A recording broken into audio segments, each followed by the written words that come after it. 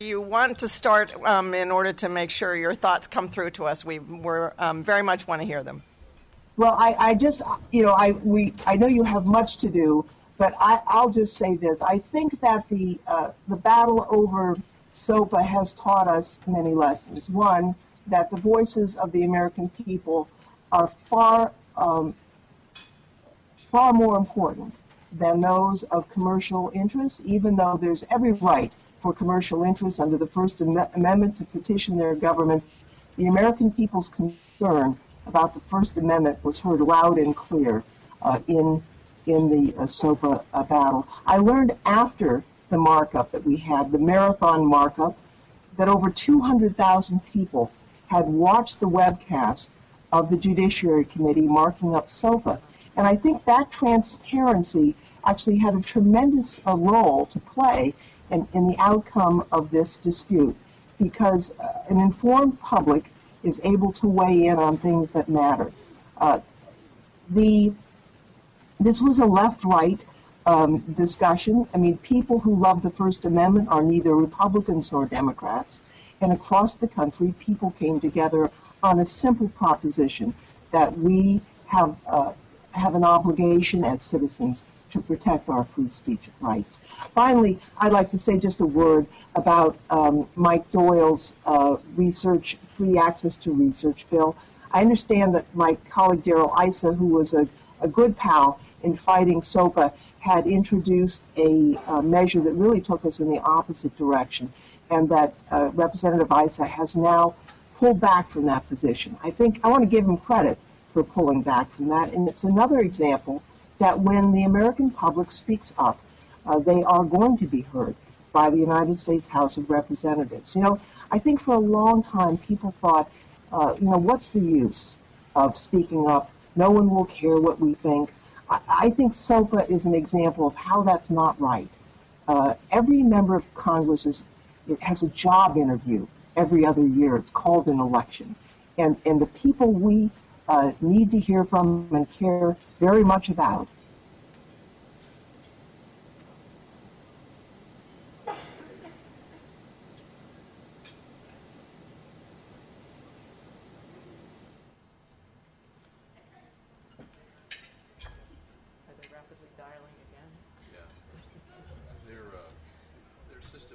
So I might just point out, and we were discussing up here, that if SOPA had passed, she might not have been able to get the fast enough speed to get through to us today, or deep enough pockets to pay to be able to get through to us. Just seems sort of ironic anyway.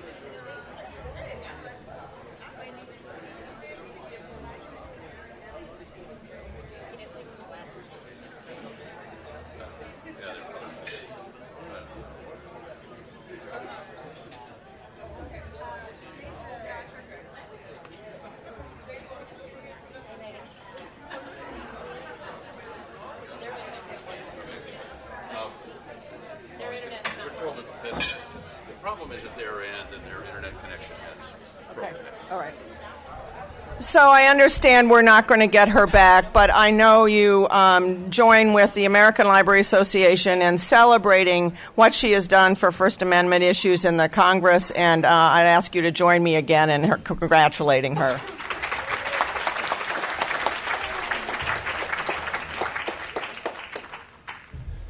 I would gather there's going to be a congressional initiative about local point internet service coming along fairly quickly. Apparently the internet service to that office where she is has been intermittent this morning, and we've seen two examples of that. So I join with all of you in congratulating her and thanking her for making that stop in an office in California to be with us today.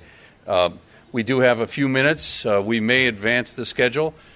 No hands showing about the possibility of adjourning slightly earlier. Okay. That seems to be the case every year. So we'll take a brief break now, finish lunch. Do we have desserts or coffee still there? And we may well advance this by 5 minutes or 10 minutes if we can, if the next panel members all are convening. So we'll just have to see. But thank you again, and enjoy the rest of your lunch. Thank you.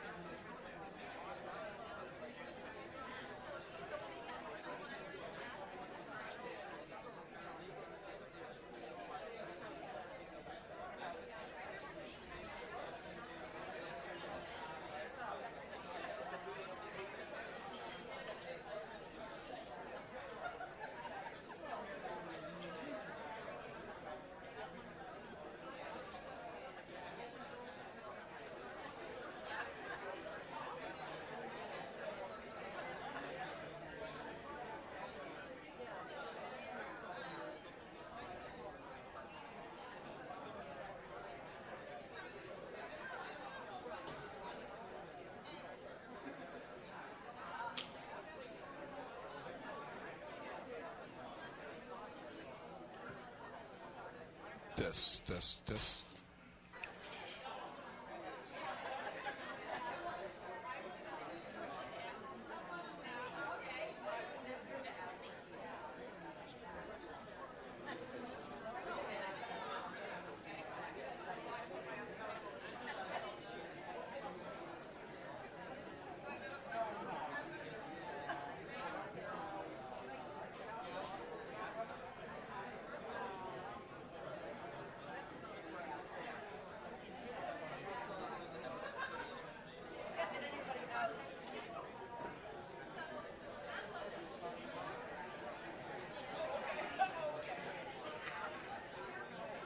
Test, 1, 2, test.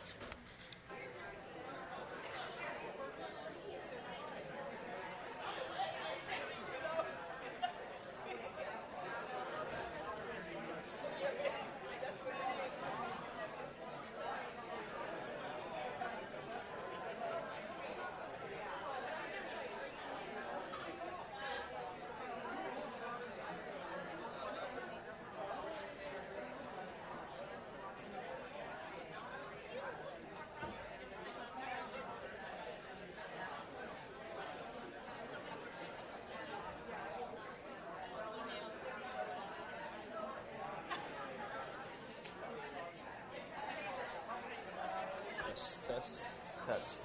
Check, check, check. Check, check, check.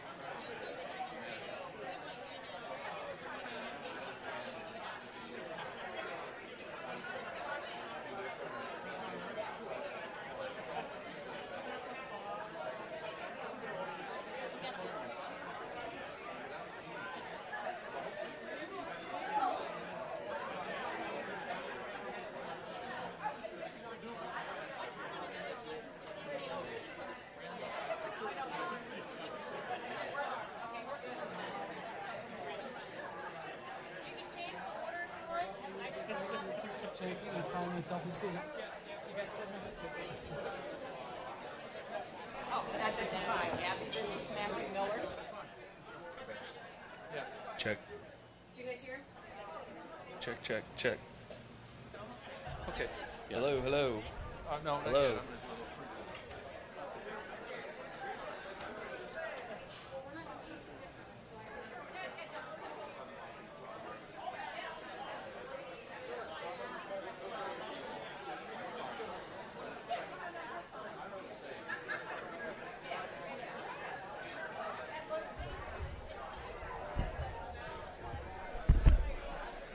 Ladies and gentlemen, if I could, just a moment here.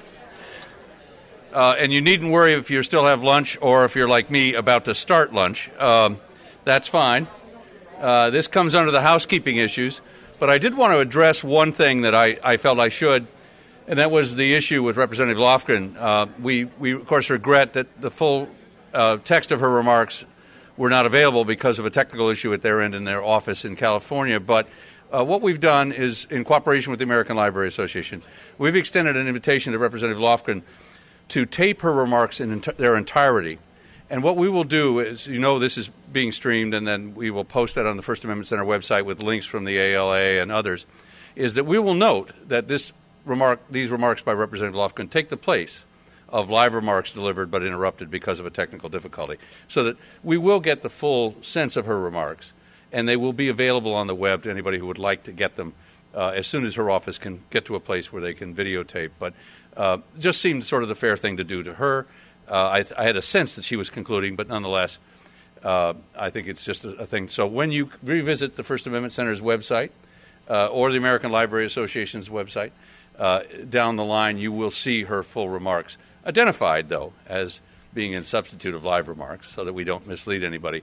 But it seemed the fair thing to do, and I appreciate your forbearance in those moments when those awful silences occur. But the level of Internet services we know around the country varies greatly, and I think the Congressman was in a place in all things, California, where we think all technology resides, but clearly there was an issue with it this morning. Let me just call for that slide, if I could, back for One for All. I know my colleague Ken Paulson mentioned that. And talk a little bit for just a second. As you continue to eat, please do not stop on my account. Although it's really nice. I never get this much in a staff meeting, so I really appreciate your attention. The Newseum is I think, we hope, a unique place with which to discuss these issues. We hope, in cooperation with other groups, to continue to pursue freedom of information issues through the year. We will take a look at this issue of access to experts and minders, if you will, but also those who have the necessity to order requests and to deal with multiple points of inquiry in their agencies. And we'll look at that in a program we hope to do within just a few months. And those of you who wish to be notified of that, simply leave a card or a note or message me at the First Amendment Center website at gpolisinski@fac.org, and we'll make sure you get notice of that program. Obviously, Freedom of Information Day is, by our definition, March 16th, Madison's birthday, but it goes on all year as a topic, and we will hope to address those issues as well. I'm really pleased. The Night Conference Center at the Newseum and the Newseum are, we hope, valuable additions to the Washington environment. We invite you to come and visit the Newseum when you can. There are two new exhibits I hope you'll find of interest. One is, I believe, opening in late April, the new HP New Media Gallery. And then there's an exhibit on every 4 years, presidential campaigns in the press, which has opened recently, which is also a look at how presidential campaigns are reported, not reported, and dealing with those issues that rise every 4 years. So we hope you'll come and see that. And also think of the First Amendment Center at the Newseum in ways that, as a partner, in ways that we can all explore issues that have to do with freedom of expression and freedom of information. The One for All slide on the screen, I just want to punctuate that one more time, if I may. It is a unique coalition of groups in which the only requirement, I believe, as Ken said, is that you believe in the First Amendment. We have an extraordinary coalition of artists, public officials, librarians, journalists, authors. You almost, I think, can name any profession that has a hand on the hood of the car of free expression, if you will, and they're in that coalition. But I think what works best for One for All is when it is, in fact, all for the First Amendment, all for one. And I hope that you will consider visiting that website, oneforall.org, at least to take a look at it. Don't trust me necessarily. Trust but verify. And consider lending your support or your organization's support as you can. We'll move into the afternoon program with what I think is, again, part and parcel of the marvelous cooperation within the FOI community. OpenTheGovernment.org has for a number of years done a program concluding Sunshine Week, but looking at the sort of status of particular issues and of topics. And we were able this year to partner for this day in what I think will be an afternoon program that will just be extraordinary. Following that, again, we have this unique partnership as well, looking at the global issues of free expression, moderated by my former colleague, Adam Clayton Powell III. So with that, may I introduce Patrice McDermott from OpenTheGovernment.org.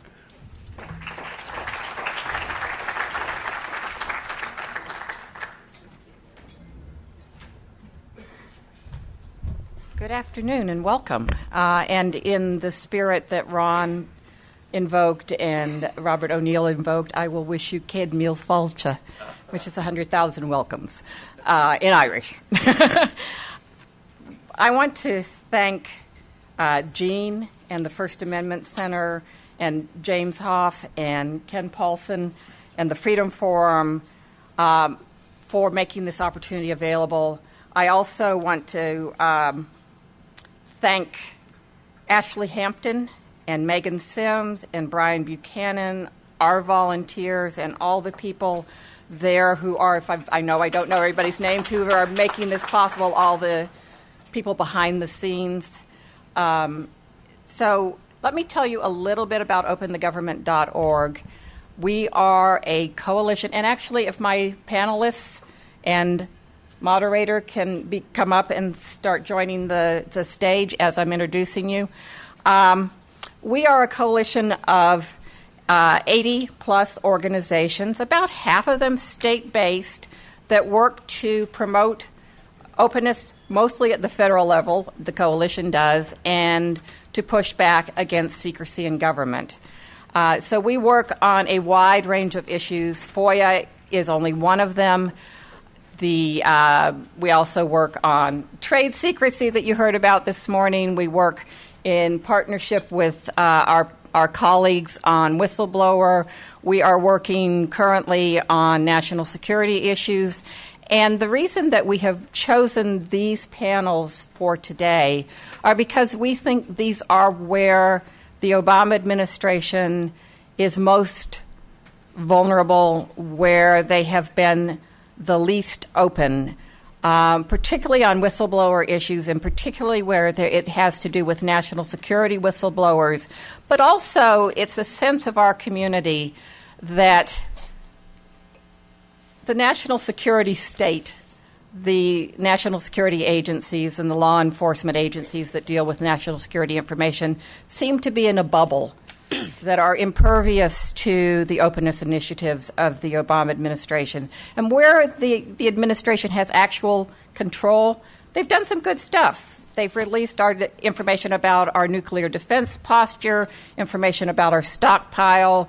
They're trying to look to reform the classification system, but there's a lot of problems. And so our two panels today are going to address a range of those problems. So let me first introduce our first panel, and I'm going to go alphabetically, and I think we're going to be joined, well, I know we're going to be joined by Skype. I think it should be up momentarily. Gary Aguirre is a former whistleblower himself, and he represents whistleblowers from the financial industry. Hey, Gary. And the government agencies that regulate them in judicial, administrative, and congressional proceedings. Tom Bowman, okay, is NPR's Pentagon correspondent since 2006. Previously, Tom was with the Baltimore Sun. He covered the Pentagon, the U.S. Naval Academy, and the National Security Agency. He's received an Edward R. Murrow Award for his coverage in Afghanistan and shared in a National Headline Award for detailing the delays in fielding combat tourniquets. Mark Cohen is Deputy Special Counsel of the U.S. Office of Special Counsel and formerly served as the Executive Director of the Government Accountability Project, which works with whistleblowers, and is an award-winning documentary film and TV producer. And again, I'm doing this alphabetically. Lucy Dalglish has been the Executive Director of the Reporters Committee for Freedom of the Press since 2000. She's a former newspaper reporter and editor and a former trial lawyer in Minnesota. Abby Lowell is a partner at Chadbourne and Park, where he heads the White-Collar Defense and Special Litigation and Investigations Group. His practice focuses on the investigation, trial, and appeal of complex and often high-profile criminal and civil cases throughout the United States and counseling clients with respect to dealings with legislative and government agencies, including cases involving allegations of government leaks, the FOIA, and defenses based on the First Amendment. And last but by no means least is Matthew Miller, He was a partner at Via Novo, which is a consultancy. Before joining Via Novo, he served as the director of the Office of Public Affairs for the Department of Justice from 2009 to 2011 and served as Attorney General Holder's spokesman. He has worked in leadership positions in both the U.S. House and Senate, serving as a communications director for the House Democratic Caucus and the Democratic Senatorial Campaign Committee. So with those introductions, I welcome our panelists and turn it over to Abby. Thank you, Patrice. I'm sure you can hear me. I don't know if you can hear me because of this or because of this, but as long as it's not feeding back. And Gary, can you hear us? I can. Great. Can you hear me? Very well, and I'm glad you said something so we could tell. So let me frame some of this and then get right to the folks who know. This last week alone, the following events have been occurring, all of which I know you've read about or you know firsthand, in no particular order. There was another court appearance for Bradley Manning concerning allegations between his providing information to WikiLeaks. There was the op-ed and the fallout of the op-ed of Greg Smith talking about the culture at Goldman Sachs. There was the lawsuit brought by Joe Insignia about the IRS for failing to provide him with his just rewards for having been a whistleblower concerning IRS lack of enforcement in tax havens abroad. There were events in Jeffrey Sterling's case concerning CIA issues. And this was all within the last, 7 or 8 days. So what's going on? Is this the continuation of a trend? Is this a new era? Do we have more people that are involved in providing information outside of the bowels of government into the public? Is it sort of the good old days, the bad old days? Is it Orwellian? Is it a blip on the radar screen or not? That's what I think part we're going to explore today and some of the issues that I think these issues raise. I'd like to make sure that we're speaking from the same frame of reference, so let me throw out 5 or so cases, and you all then can either add to or subtract from before we get into questions.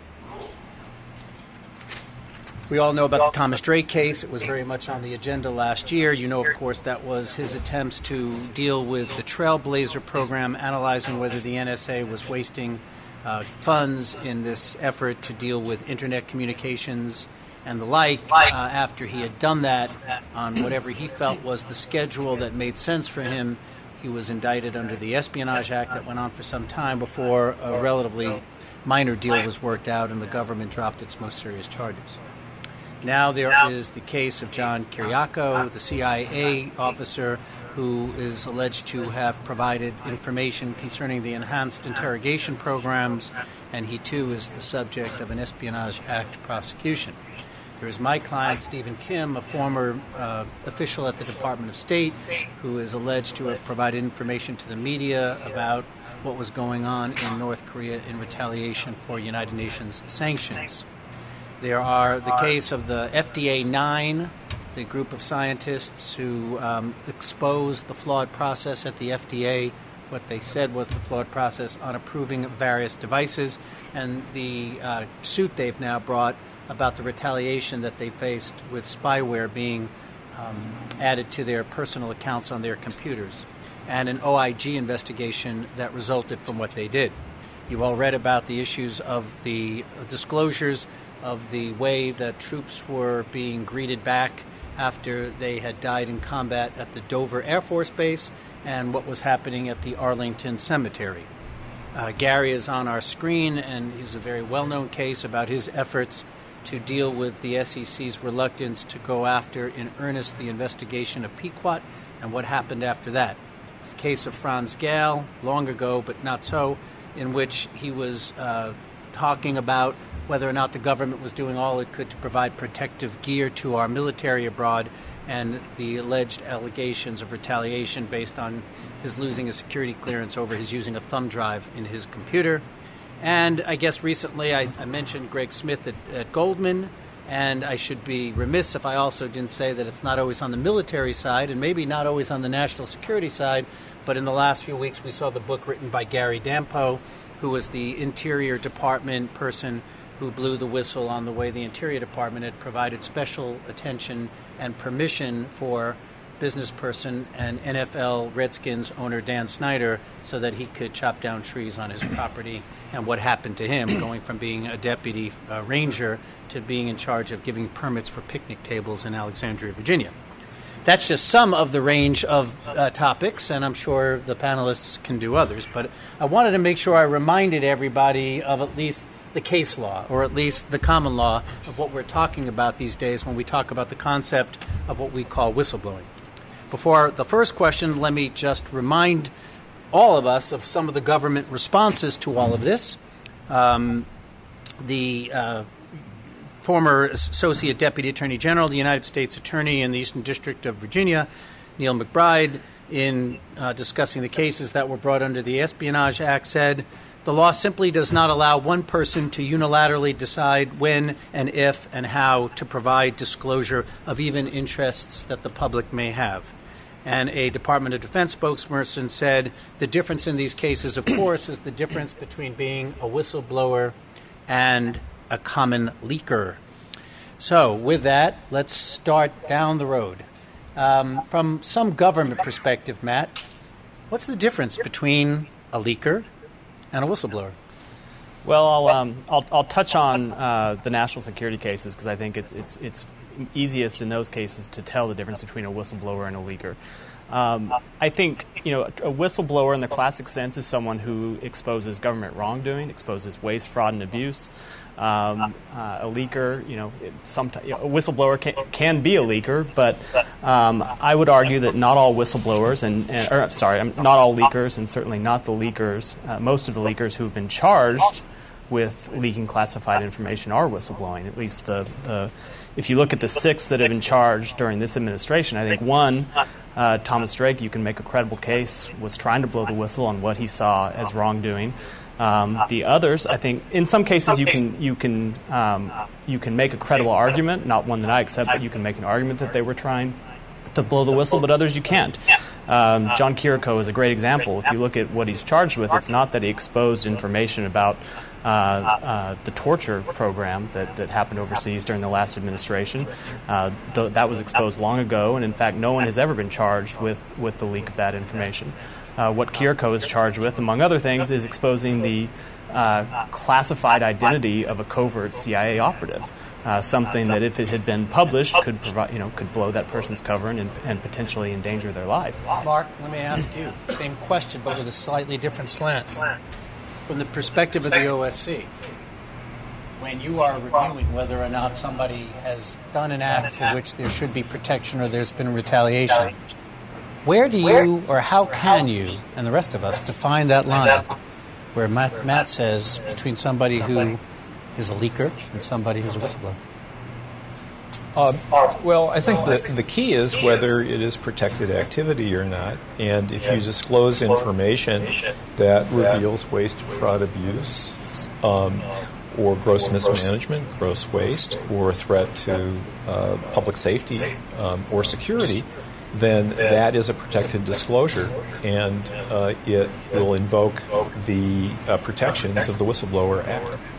Will it matter whether or not the source of that information that theoretically exposes waste, abuse, and fraud is about something that's classified versus something that's not classified? Well, let me just talk a little bit about OSC and how we deal with that. We can take classified information from people who come to us with those concerns. We're not going to do it through insecure channels, and our website is not the place to send us that kind of information. But we will take classified information from people. On the other hand, if it has to do with foreign intelligence or counterintelligence, and it has something to do with if it is prohibited by law, we don't look at it. We just turn it over to the National Security Advisor and to the select committees on the Hill. So I'm not sure that there's a great advantage to bringing it to us in those circumstances. And in terms of a prohibited personnel practice or retaliation matter, if somebody wants to bring those to us, if they are part of the 17 agencies that are identified as dealing with foreign intelligence or counterintelligence and their jobs are related to that, we're not able to take those cases. I'll come back to the issue of between what's classified and not in a second, but I want to ask Gary. Hey, Gary, should there be different rules as to how an employee of an agency should act up the chain to determine whether or not they've gotten to the point where they have exhausted their internal remedies, depending on whether it's an agency that deals with the trees around Dan Snyder's house or who the covert operatives are in the war zones of the Middle East? Well, in the cases that I've been handling, what I find is very often the whistleblower is blowing the whistle on his supervisors. So what happens is the subject of the whistleblowing is the residuary of agency power.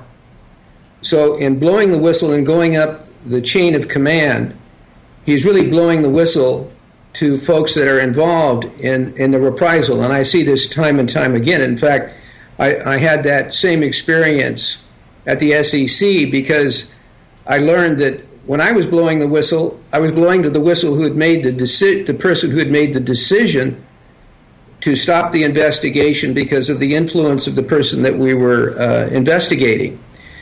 So I think that there are channels out there that exist, and I think that's what's critical. What I think of as safe channels.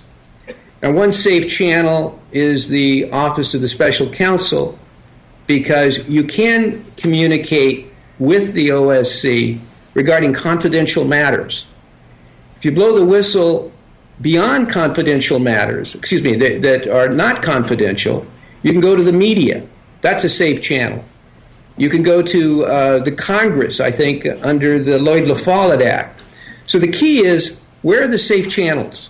Where can you safely communicate this information to somebody that needs to know about it that can fix it? Lucy, does the distinction that people want to knee-jerk, I don't mean knee-jerk in a pejorative way, so let me change that, is the distinction that seems intuitive between when a whistleblower is dealing with national security or classified information and none. Does that put too much power into the hands of those who classify, given the low threshold it takes to get something classified? Yes, I think it does. All right, moving on from that question. Well, what do you do about that then? Because, see, the government has a, on paper, perfectly legitimate point to make, which is that some information, whether it's in the context of operations or whistleblowing or any other, has to be treated more closely. That makes sense. Nobody would deny that. Nobody in this room or any place, I suppose, would. The problem then becomes when the rubber meets the ground, because, as we all know, if everything and its sister is classified, and we all agree that there's way too much classification, it then almost puts those who operate in classified information in the government who want to stifle people coming out, people being dissenting, people exposing waste, abuse, and fraud. It puts them in more power than the folks at the Department of Interior. Well, right? I think that it has become far more dangerous in the last few years to release something to the media than it ever was in the past.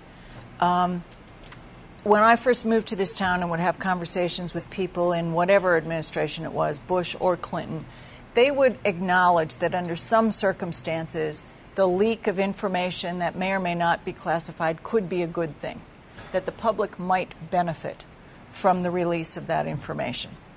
In the last few years, I don't know if it's because of the potential for release of information via the internet, a la WikiLeaks, or what the actual problem is, but there is far less of a recognition of the public value in releasing information by public employees to the media. There was a conference I was at last summer. The rules of the conference were thus. There were a whole bunch of senior-level intelligence agency officials, several high-profile journalists, some of us in the news media, First Amendment law realm. The rules were we could say what was said, but not who said it. So that this is where it's coming from. I was told point blank, after WikiLeaks, there was basically in the intelligence agencies a take no prisoners policy. You leak national security information, you will be prosecuted. End of story. No more judgment call here, how bad was the leak, how was it not. The other thing I'd point out is last year on FOI Day, there were a number of us here in the room, Patrice included, Danielle Bryan, Gary Bass, Tom Blanton, and myself, made sort of an attempt to get to the White House to meet the president. The meeting finally came off a couple of weeks later. But it was interesting, Danielle, who can elaborate on this perhaps later in her appearance, she's the one who brought up the issue of whistleblowing to the president. And that's the time he kind of leaned forward. Patrice probably remembers this, and Danielle has written about it on her blog. He leaned forward and said, I want to talk to you about that. And my interpretation of what he said was, I understand there is a need for people to be able to freely come through the system, through the channels, release information. But if you release national security information, that's a totally different story. You will be treated entirely differently by this administration. We'll come back to the issue of that sort of raises what I was trying to ask, and there's probably not a good answer to it, which is, what did the president mean by national security information, and whose definition is it, and who gets to apply that definition, and does it get applied after the fact, and therefore you find yourself on the what I like to say in my world as the wrong side of the V between United States versus whoever it is, but the wrong side of the V. Tom, as a journalist, do you care what the difference is between a leaker and a whistleblower when the call comes in, because either way it's going to be a good story? And do you have different rules depending on what agency that person is from and how you deal with it? I think the terms would mean more to the OSC than it would to a journalist. Leakers and whistleblowers, it means nothing to me, those distinctions. And I would like to point out this issue of overclassification. Daniel Patrick Moynihan, as many in this room know, wrote a book about this, I think 25 years ago, about overclassification. We've seen that repeatedly. In this notion of national security, don't release anything about national security, would that include the story in the New York Times this week about some officials saying they wanted to reduce troops faster in Afghanistan from a White House official?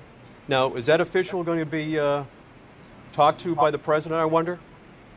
No, do you think maybe that official the president told that official to do that? That's quite possible. Here's the other thing. You know, we couldn't do our jobs without leakers or whistleblowers, whatever you want to call them. We've had whistleblowers throughout our history. You could argue that Martha Washington at Valley Forge, talking about the conditions of the soldiers, was a whistleblower. And to bring it forward to stories I've worked on, a woman at NSA told me about the lack of women and minorities on the staff at NSA. She came forward with that information. We were able to write stories on it when I was at the Baltimore Sun. A Pentagon investigation ensued, and things changed at NSA as a result of those stories. Let me pursue the one part of the front part of your answer. One last point, too, as far as overclassification. Everybody heard of Abu Ghraib, right?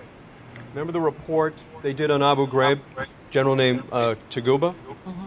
That was marked top secret, no foreign dissemination. I defy anyone in the administration or the Pentagon to tell me what in that report, should have deserved a top secret classification for that report. The reason that was top secret, no foreign dissemination, because it was an embarrassment. Had nothing to do with danger to national security. That's the kind of thing we see day in and day out. Well, on the point that you just made and the point that others have alluded to, so put a bookmark as to the meeting you had with the president. Again, viscerally, it sounds right. But if you are dealing in national security information, well then, ... But then the question becomes, why is it national security information? And the problem there is like the Supreme Court's decision in the obscenity cases, telling a would-be defendant, we know it when we see it, doesn't provide necessarily the best protection. One more point, though, Tom, I want to just keep following up on this. So from the recipient's point of view in the media, putting aside whether you're egging anybody on for a second, when somebody calls, you don't make the distinction. To you, it's a source within the government providing information that may have newsworthiness, without regard to whether or not it is agency X, agency Y. I know you might think of it differently depending on whether he tells you I've got a classified report in my hands, but given your statement about what gets classified, not so much. So he's worried about whether there's a distinction as the person who has to defend. As the recipient, you don't care very much, and you already start seeing the tension that exists when we have conversations between between people in the government and people outside the government. I don't know that we can resolve that, but it's important to make that distinction. Maybe I should have started with a more fundamental question, and I'll start with you again, Matt. Is whistleblowing an essential component to our democracy? Absolutely. It's an essential component to exposing things the government does in its citizens' names that it shouldn't be doing. And it's something that the government should encourage. I know when I was at the Justice Department, it's something we encourage, not just for government employees who are whistleblowers, but for private employees who are whistleblowers. You look at the KETAM statutes, which allow the government to reap enormous benefits, enormous revenues when someone blows the whistle on private waste, fraud, and abuse that costs the government money. A lot of the Justice Department's best investigations come from people who blow the whistle on wrongdoing. So, Gary, let me ask you this. Everybody can again use the word whistleblowing, and all probably concur that it's, as I called it, an essential part of our democracy. How do we then define how many steps a Gary, a Tom Drake, Kyriakou, how many steps do they have to take inside before, I suppose, the phrase whistleblower means that you've gone outside? I guess we can use that as a common definition. You're not whistleblowing if you tell your immediate supervisor that he's a jerk, right? You're not whistleblowing if you tell the supervisor above the supervisor that the supervisor was a jerk or doing something wrong or wasting a fraud or whatever. How many steps? And does that change depending on whether you're at the SEC or the NSA?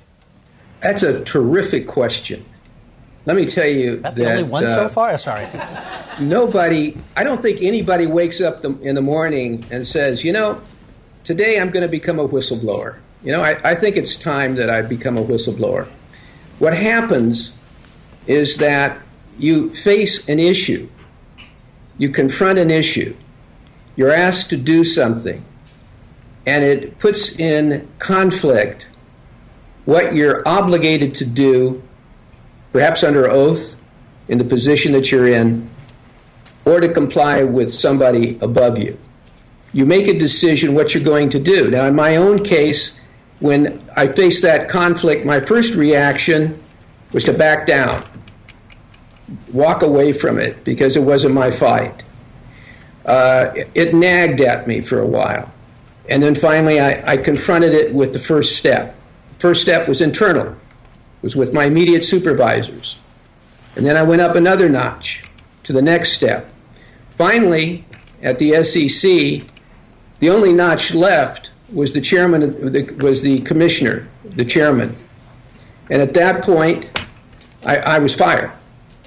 So the question when do you become and then I went to Congress.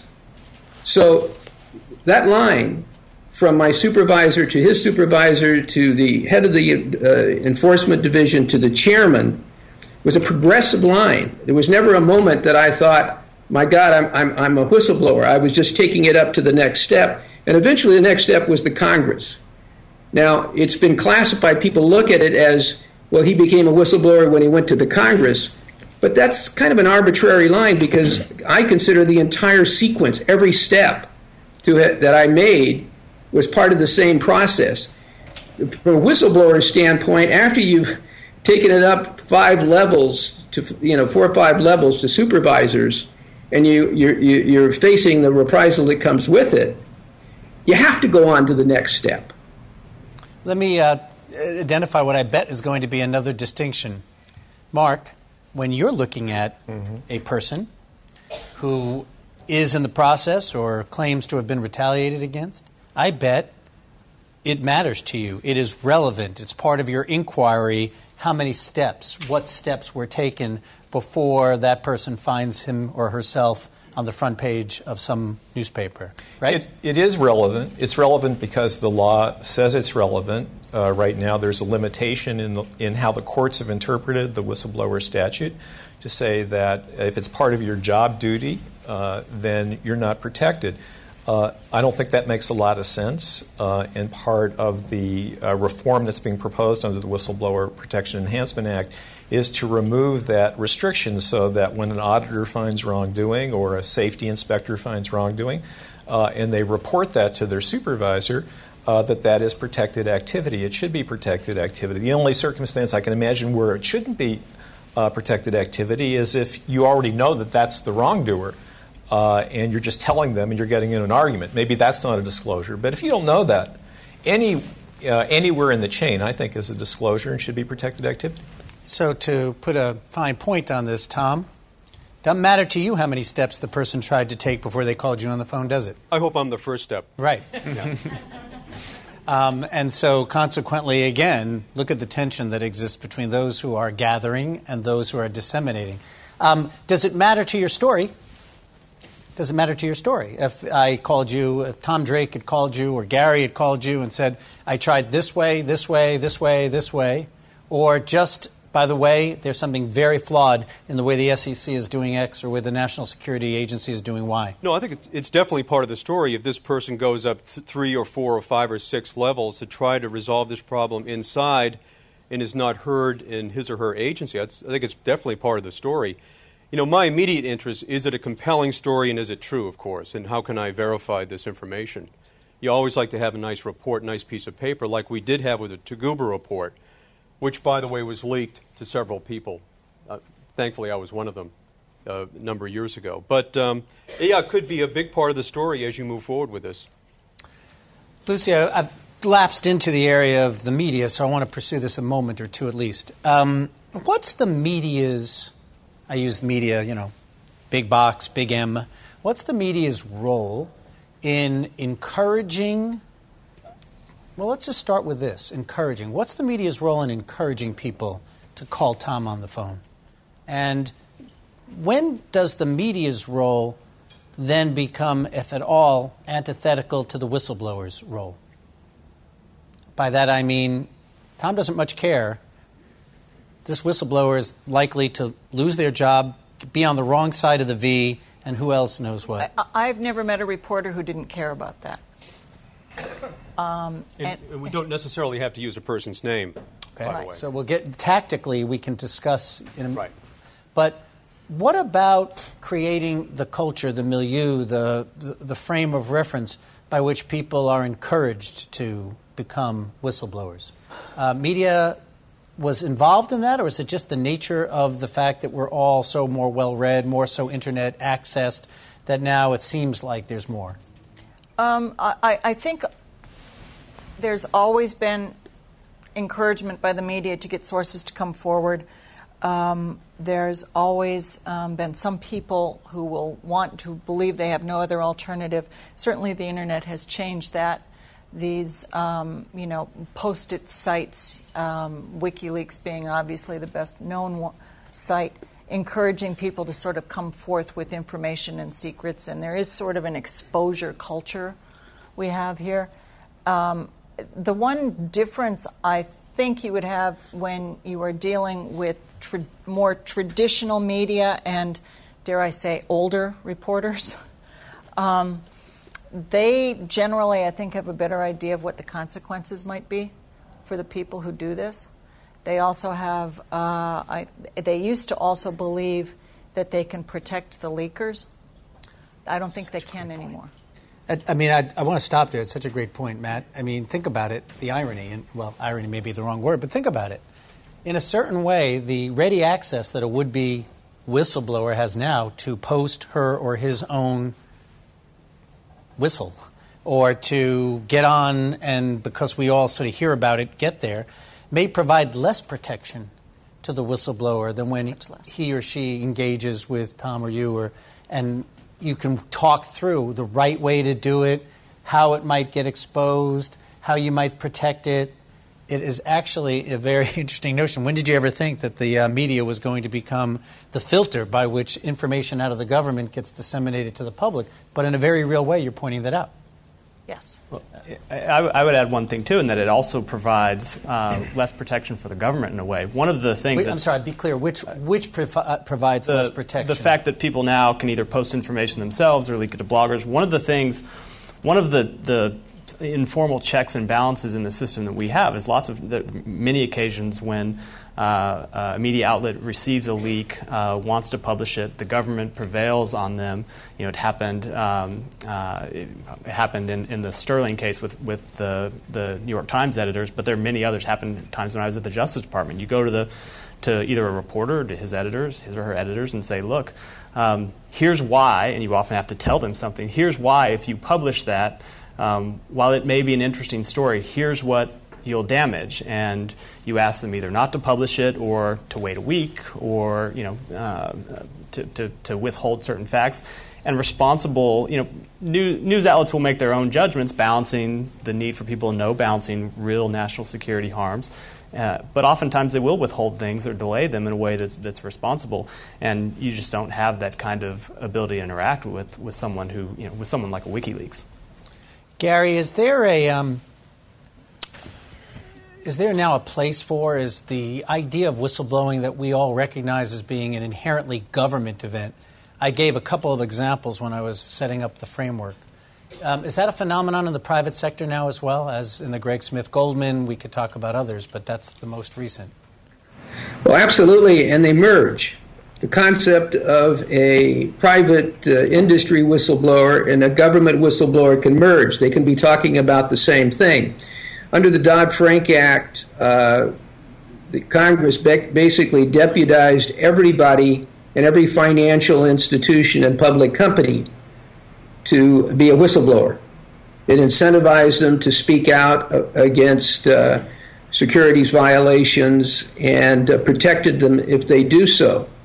Now, what's happened is that those kinds of communications to government, a whistleblower with, say, a Fortune 500 company, goes to government, goes to the SEC and says, look, this company I'm with is making bribes to foreign officials in Mexico. We think you ought to investigate it. What does the government do with that? Government goes back to the company, allows the company to select a law firm that it's cozy with, and then that law firm conducts the investigation. Essentially, the government outsources the investigation to the private law firm of a Fortune 500 company. Now, you've got a whistleblower on the inside who's talking about it. Maybe there's a whistleblower inside the government that knows about it. So you have potentially whistleblowers from private industry who are talking about corruption in private industry, which is reflected by a different type of abuse inside the agency itself.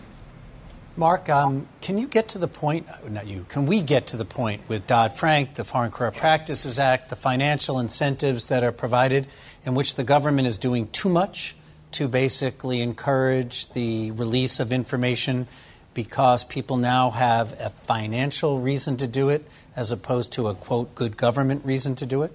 Can you ever get to the point that the government's gone overboard? I suppose it's possible. We're not there yet? But I think that if you look at the amount of what is being reported when we use these statutes, what's being found, the amount of the billions of dollars that are being recovered for the government, it's an indication that there's a lot out there, and it's probably the tip of the iceberg. Lucy, what do you think? Do you think that, if that line exists somewhere, we're certainly not there yet? I mean, in terms of whether or not there's this too much have been provided incentives for or not? Incentives for people to leak or non? Well, I'm not using the word leak, but leak is as good as any. I mean, have we gotten to the point where now it's not the same? I mean, somebody who takes the, quote, principled course of deciding that something is so amiss in a government agency to take the risk to his or her own career to report it, as opposed to somebody who sees, I get 10% of $100 million?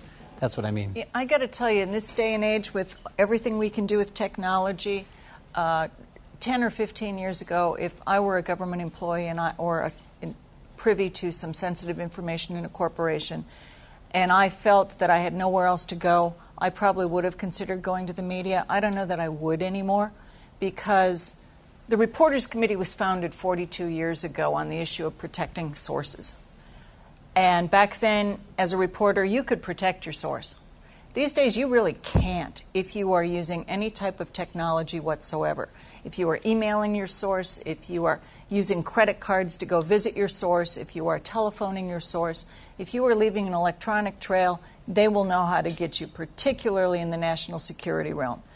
And the notion, I mean, Bob Woodward was able to protect Mark Felt for, God knows, 35 years. Why? He used the technology of a flower pot, a balcony, and a parking garage. And these days, I'm paranoid. Okay, I'm just totally paranoid. If I'm going to, if somebody gives me information, I'm just going to tell them, hey, keep in mind, they probably are going to figure out who you are. So be that prepared. being said, some of us still do meet with sources in bars and restaurants and not on the phone or emails. Yeah, because you know what you're doing. Yeah.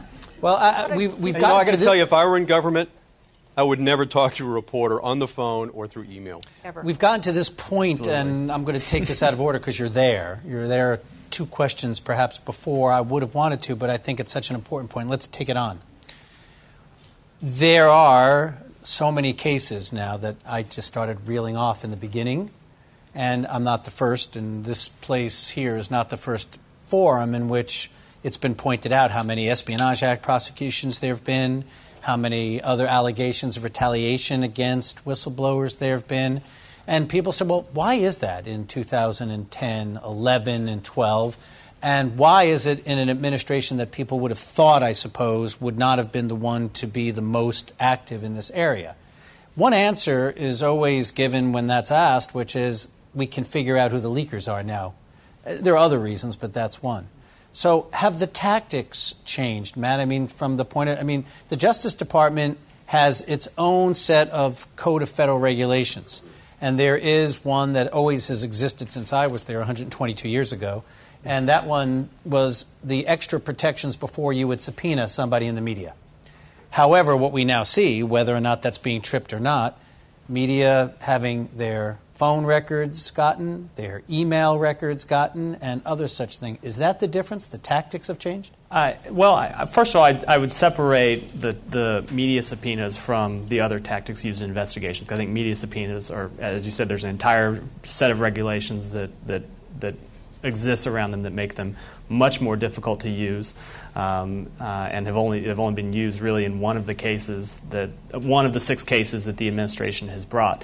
I'd say, in general, one of the reasons I think why you've seen more cases, there is a perception inside the administration, also on the Hill, ironically, that there's more leaking going on right now. And I don't know whether that's true or not. I'm sure people that served 20 years ago would say it's not, but there is a perception there's too much leaking and that something needed to be done to crack down on it.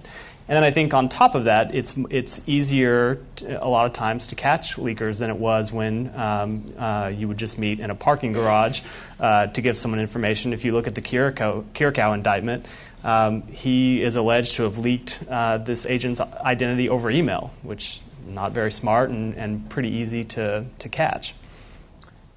Mark, is that the case that the difference is now is that there is, you think, more leaking by whistleblowers than there used to be? Or is it just that we have more means by which to do it? I don't know, quite honestly. Do you have more business than you did? I can tell you that our case load has risen dramatically, that since 2008, when we had about 3,100 cases before our agency, today it's up to about 4,100 cases. That's a dramatic increase. The number of disclosures in the last year have risen by 33%, whistleblower disclosures. The number of prohibited personnel practice cases has risen by about 10% in the last year. So there at least is there's a lot of feeling out there that much needs to be improved and corrected, and people are coming forward with that information. And whether they come to us or they go to the media, there's a lot out there to be addressed. One asterisk I want to make sure that we drop at what Matt and Lucy and Tom said. I know the one case that we all know about in which there was a subpoena, and that's being played out publicly. There are other cases, I think, Mike Isikoff did an article, and I think others did an article on how the government is getting cell phone records and email records. Here's the asterisk. The Justice Department's reticence to send a subpoena to ABC, NBC, CBS, whatever, CNN, MSNBC, for a piece of information may be at the same threshold. Interestingly, Tom, the flower pot, when you're using your Yahoo account, your AOL account, and you're the same guy, you're the same reporter operating under the First Amendment, guess what? That's not deemed necessarily to trigger that media requirement in the CFR. And there are all kinds of acquisitions of information. When you think you're dealing in your private self, you're never a private self. And that's just the asterisk. You'll see other cases in which this information is being gotten by government agencies from journalists, but it's not from their at whatever it is, journalism.com, org, or whatever. That's something to be careful about, right? Absolutely. And I had one fellow from an intelligence agency tell me a few months ago, that rise in subpoena, that's probably the last one you're going to see from us, because guess what? We don't need you anymore. Right. There are ways we can do it without, wasting our time with your lawyers. And that's a difference. And that's either It's a difference huge. of tactic or a difference of technology or the combination of both. Gary, is there, in going back to something you said before, and I want Gary and I guess Tom to do this one, is there, in your perception, because of the financial incentives, if nothing else, a greater amount of whistleblowing occurring out of private companies? And if that's the case, do you find that the agency, whether in SEC is not a bad example, are overtly or not overtly working with their companies to prevent the flow of that kind of information that expose what they've done and not done? Definitely. Let me say, first of all, that since Dodd-Frank became law on July 22nd, 2010, there has not been a single whistleblower award by the SEC. Not one. Not one. There's talk about tens of millions of dollars that are going to be paid in whistleblower awards. There have been none. So the issue, as far as I can see right now, is this has been. It was supposed to be an explosion. You could barely hear the bang. No one is, the lawyers that are handling whistleblower cases, and there are quite a few of them. I've submitted some of the cases to the SEC myself, and what I'm finding is that those cases are outsourced back to the companies. The companies hire large law firms. Those large law firms conduct the investigation, and guess what? They don't find any violations. They go back, they present it. I have internal FBI reports that show how one large law firm went to the FBI and the SEC, and basically both the FBI and the SEC conducted no investigation other than listening to one of the largest law firms in the world go through a litany of the facts that sounded like a defense lawyer making a closing argument. That's the second time you'd mentioned that. So hold on. Later on, will you tell me the number I called to sign up for that, getting to work for large firms? I'm just making a note. I'll put that away later. Tell me the dialogue. What's the mechanism by which an agency is actually working with, and you may have said it, by hiring their own private counsel. Why is it that if that happens, an agency asks the company to investigate itself? And yes. Assuming that lawyers, notwithstanding our reputation to the contrary, are supposed to be officers of the court and find what we're supposed to find, what is it that prevents that from exposing more wrongdoing by way of voluntary disclosure programs, et cetera? I'm not sure if everybody's following why it would be, if an agency triggers an internal investigation, that is a way of stifling whistleblowing. Well, if you are a whistleblower inside of a financial institution and you are at risk, And for example, let's say you're inside of a large hedge fund, and you've concluded that there was insider trading going on some few million shares of XYZ. You go to the SEC, you report that violation. The SEC goes back to the hedge fund and says, hey, you know, we've got this report on that so-and-so was trading in XYZ on non-public information. Well, how long is it going to take the hedge fund to figure out who disclosed that information? And when they figure it out, it's going to be, you know, an execution for that whistleblower. So a whistleblower can foresee this and appreciate the fact that it's career suicide to communicate that information to the SEC. And if you add to that fact that the SEC is making no awards, there's no incentive. So that Mark, it's been killed. Dodd-Frank whistleblowing is a dead issue. So Tom, let me ask, and then Mark. So look, Matt spoke as the spokesperson for the Department of Justice, and today spoke as to the inherent importance of whistleblowing to our democracy. We have statutes that make it both financially and incentive, and there's protections. Except every time that you read about a whistleblower, whether it's Drake or if that's one that we'd agree is a national security whistleblower, or the FDA scientists, or the folks at the Dover base, or the guy at the Department of Interior, notwithstanding our hurrahs, there's always the allegation of retaliation. They're always either sued or charged or demoted, and I say always, but I'm making the point. It seems that they're always that. So if that's the case, where's that? Why is there a disconnect between us all sitting on the stage with the lofty pronouncements that it's good to whistleblow, and then whenever there's an actual case of whistleblowing, there's an allegation of retaliation? What do you think, Tom? You know, I can't answer why there's retaliation. I mean, I'm not a lawyer. You get plenty of lawyers up here to answer that question. If I'm working in an agency and someone's a whistleblower and then you try to fire that person, and again, I'm not a lawyer, I would think almost everyone in that agency is saying, you're going to do what? You're going to fire this guy?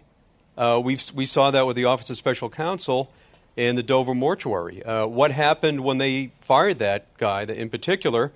They've just released a report today about that issue. They sent it back to the Air Force for further review. I'm not sure what's going to happen to those supervisors, but, you know, it's a serious issue with those guys. Mark, what I mean, there's this phenomenon, and why is that? Go ahead. It's a question of power, ultimately. Is it knee-jerk, though? Is it that, notwithstanding on one side we will pronounce that we like it, but when it's our agency and me being called the jerk, I can't help myself? I think it's a reflex. Having been in management situations and people challenge you, you immediately feel attacked. Mm-hmm. I mean, I think it's a human reaction that people have when they're in positions of authority and people challenge their authority. And that's why the protections need to be in place, because otherwise those who have the power can impose their will. You know, Lucy, it seems like, just like we always say, that it's never the offense, it's the cover-up when there's a crime. It seems like it's never the actual thing that's being blown about, but it's the retaliation that then gets to show how significant it was. You know, I think the cases where the whistleblowers probably come out the best in the end are the ones where they blew the whistle and there's a few months of hell. The Arlington cemetery situation comes to mind. The Dover mortuary stuff. If you do something having to do with veterans, you can somehow cover it up for a while. You can retaliate. There was a young woman who was working in PR for Arlington Cemetery who tried to handle that whole thing fairly well. She was retaliated against almost immediately. But after a certain period of time, when they figured out just how bad it was and the heads rolled down there in the office, all of a sudden people said, oh, wait a minute, she was right, that was unfair, and I think she's going to be okay now. But if you mess with, the best cases I can think of lately have something to do with the military, the veterans, whether it be Walter Reed or Arlington Cemetery or Dover. You hit a nerve on something like that, and the public's just not going to put up with it.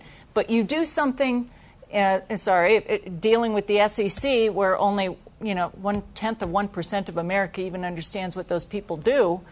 It's going to be really, really hard to translate that in terms the public can understand. So, is it possible that therefore, the only safe whistleblower is one who's pointing out something bad that we're doing for our troops and veterans? Or other unless you people cross like the that. line of it being a national security classified, or everybody else is at their peril, Gary's story not being an insignificant one. Is that where it's at? Well, if you can figure out another case where I hope these folks are going to be okay, are the ATF agents who blew the whistle on Fast and Furious. Fast and Furious is good. Yeah. But we don't know the end of that story yet, right? We don't know the end of that story. So far, it looks like the folks that had the whistle blown on them might have actually, a couple of them have been promoted, and there appears to be some retaliation going on against that. 6 or 8 agents that were involved in all of that. Hopefully, they're going to come out okay, because the public reaction to that story has been monumental as well. Let me take some questions from everybody else here, and I'll have that as my last question, a follow-up on this for each of you to come. And so think about what your answer will be, and I bet it will be different, as to how can you be a whistleblower in today's world and not commit professional suicide. But that will be my last question. My next question will be from somebody out here, all the way in the back with your hand up. I don't know if there's going to be a mic. Is there going to be a mic? Or everybody should come to a microphone and line up? All right, hold on. So how do I do this? Should they shout, or what should we do? You should shout, and I'll repeat the question. Well, speak loudly. No problem. I'm Kathleen McClellan from the Government Accountability Project, and my question is for you. Mr. Miller, you mentioned John Kiriakou's case and a lot of, some of the charges against him, and that's interesting, and, there's also been a lot of talk about Tom Drake, and we seem to all agree that he's a whistleblower. But a year ago, this is what the Justice Department said about Tom Drake in a hearing, that it's not an issue of benign documents, and the NSA collects intelligence for the soldiers in the field, so when individuals go out and they harm that ability, our intelligence goes dark and our soldier in the field gets harmed. That was what the Justice Department was saying about Tom Drake a year ago. Why is it different now? Is it because they lost?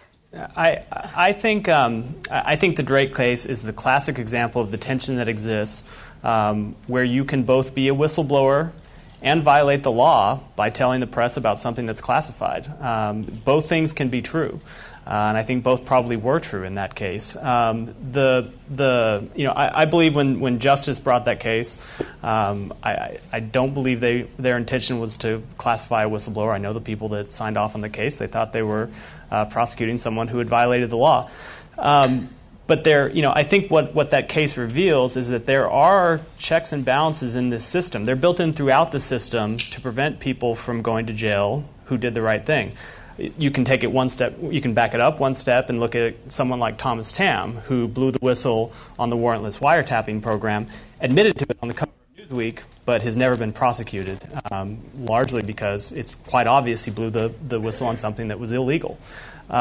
Drake, while he was prosecuted, at the end of the day, that case collapsed, and it collapsed. I think largely because there's still some things that happened in that case that are under seal, but some of the judge's ruling in that case were because he just didn't buy that Drake was not a whistleblower. We need to. I'm sorry. I just want to make sure a number of people get their chance. So please go ahead. On page A15 of this morning's New York Times is a story about Democratic senators, complaining about broadened or expanded powers that the government has taken under the Patriot Act, which are these are powers which are not public. And they said the public would be stunned, I think that's the quote, if we knew what the government was doing. Since you've touched on technologies and prosecutions, wonder if you could try to imagine what kinds of powers these might be that we don't know about. Lucy, are you a good person to opine? I imagine my guess is that we are all under intense electronic surveillance of various types, and that they are just basically scraping everything we do at all times. The ability to scrape, again, I just want to point out, the ability to scrape from things that we think are benign, which is the way we communicate via emails at various service providers, et cetera. It makes it a lot easier. It might be. I don't know if anybody knows what they were talking about, but I would imagine that would be it. Yes, go ahead. Nate Jones from the National Security Archive.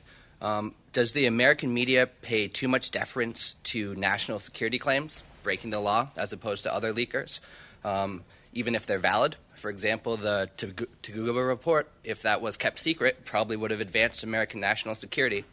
And then going further, what about foreign media that aren't Americans, and what about non-state media? And that's to anyone. Hey, well, why don't we start with Tom?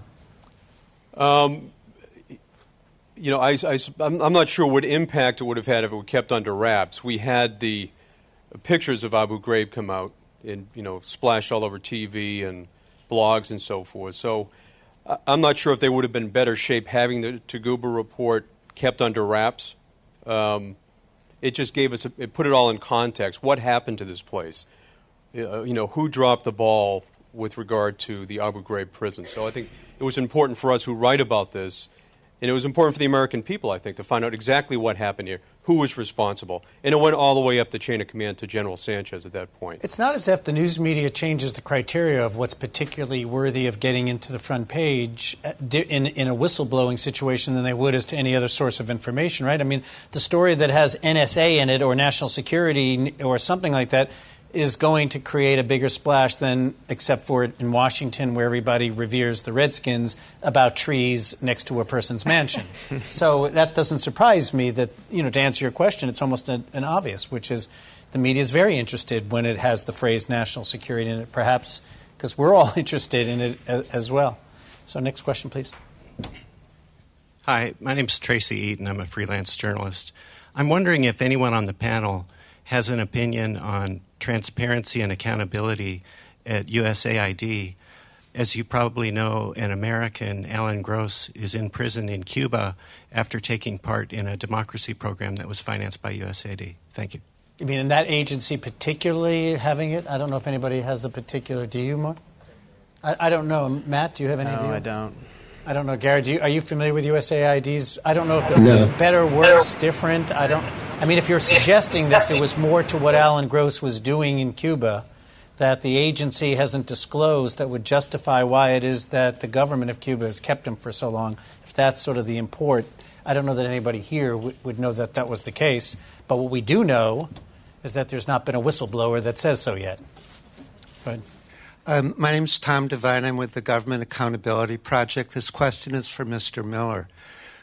Why are you saying that Tom Drake disclosed classified information when he was neither charged nor found to have disclosed classified information? What is your basis, if any, sir? It's a fair point. While he wasn't charged with leaking classified information, the government charged him with mishandling classified information, with retaining classified information that he shouldn't have. Charged him with that, I believe, frankly, because that's they thought would be an easier charge to prove in court. But he was not technically charged with the leak. I'm sorry. No. I was just going to add that the allegations in that indictment, had it gone to trial, would have included evidence probably of the disclosure. But the charge was about the handling, because as Matt pointed out, there was material found in his possession. It's a lot easier than going through the rigmarole of who was the source, whether it was national defense information, whether it was closely held, et cetera, et cetera. And honestly, one of the reasons you charge a case that way versus a leak is to avoid a media subpoena. Yeah, absolutely. Let me round up before I go. If there's a last question here, it's just so everybody does it.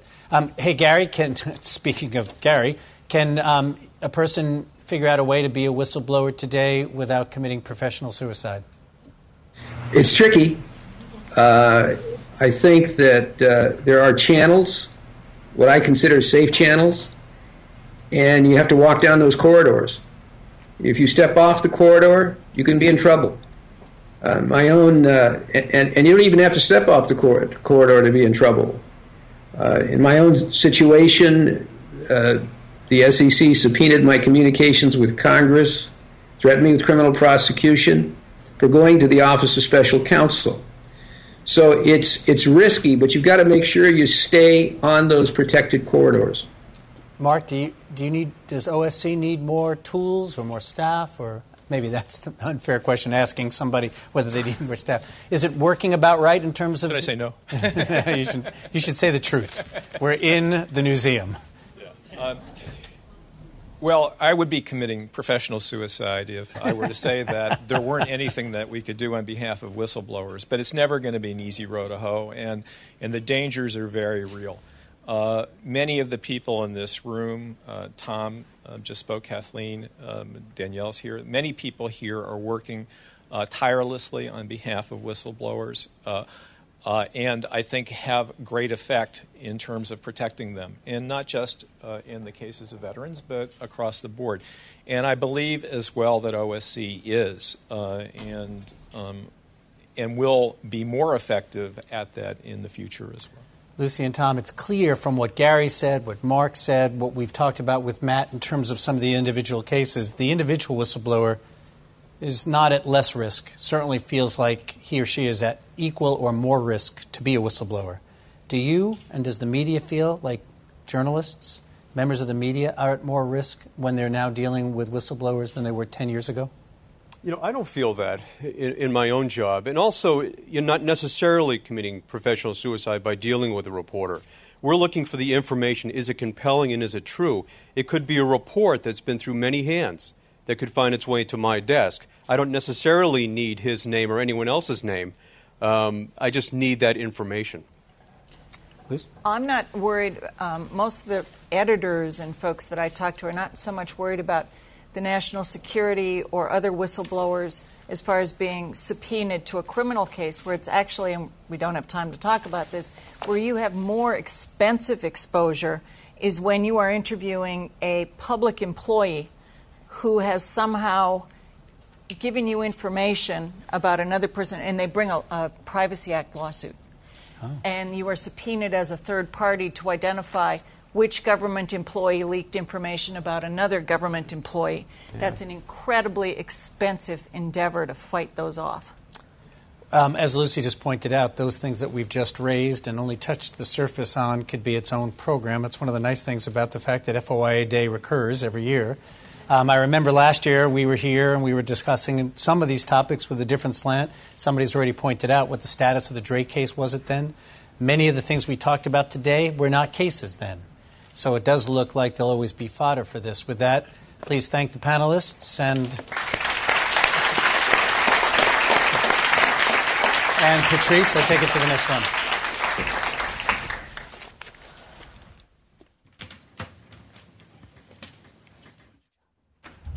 I want to thank Abby and all of the panelists for a terrific discussion. And yes, you're released. So we're going to start getting our next group of panelists up here, and I'm hoping everybody is here. And as they're coming up, I'm going to introduce them again alphabetically. Alexander Abdo is a staff attorney in the ACLU's National Security Project. He has litigated cases concerning the Patriot Act, the International Emergency Economic Powers Act, and the treatment of detainees at Guantanamo Bay, Afghanistan, Iraq, and the Navy brig in South Carolina. Danielle Bryan has been the executive director of the Project on Government Oversight since 1993. She was inducted into the Freedom of Information Act Hall of Fame in 2006. Ms. Bryan also serves as the chair of the steering committee of OpenTheGovernment.org. Elizabeth Guetchian co-directs the Brennan Center for Justice, Liberty, and National Security program, which seeks to advance effective national security policies that respect the rule of law and constitutional values, including the values of transparency and accountability. Bill Leonard, they're getting their mics. Some confusion. Bill Leonard is a retired civil servant with 34 years of federal service, including as the director of the Information Security Oversight Office, otherwise known as ISOO, and as a Deputy Assistant Secretary of Defense.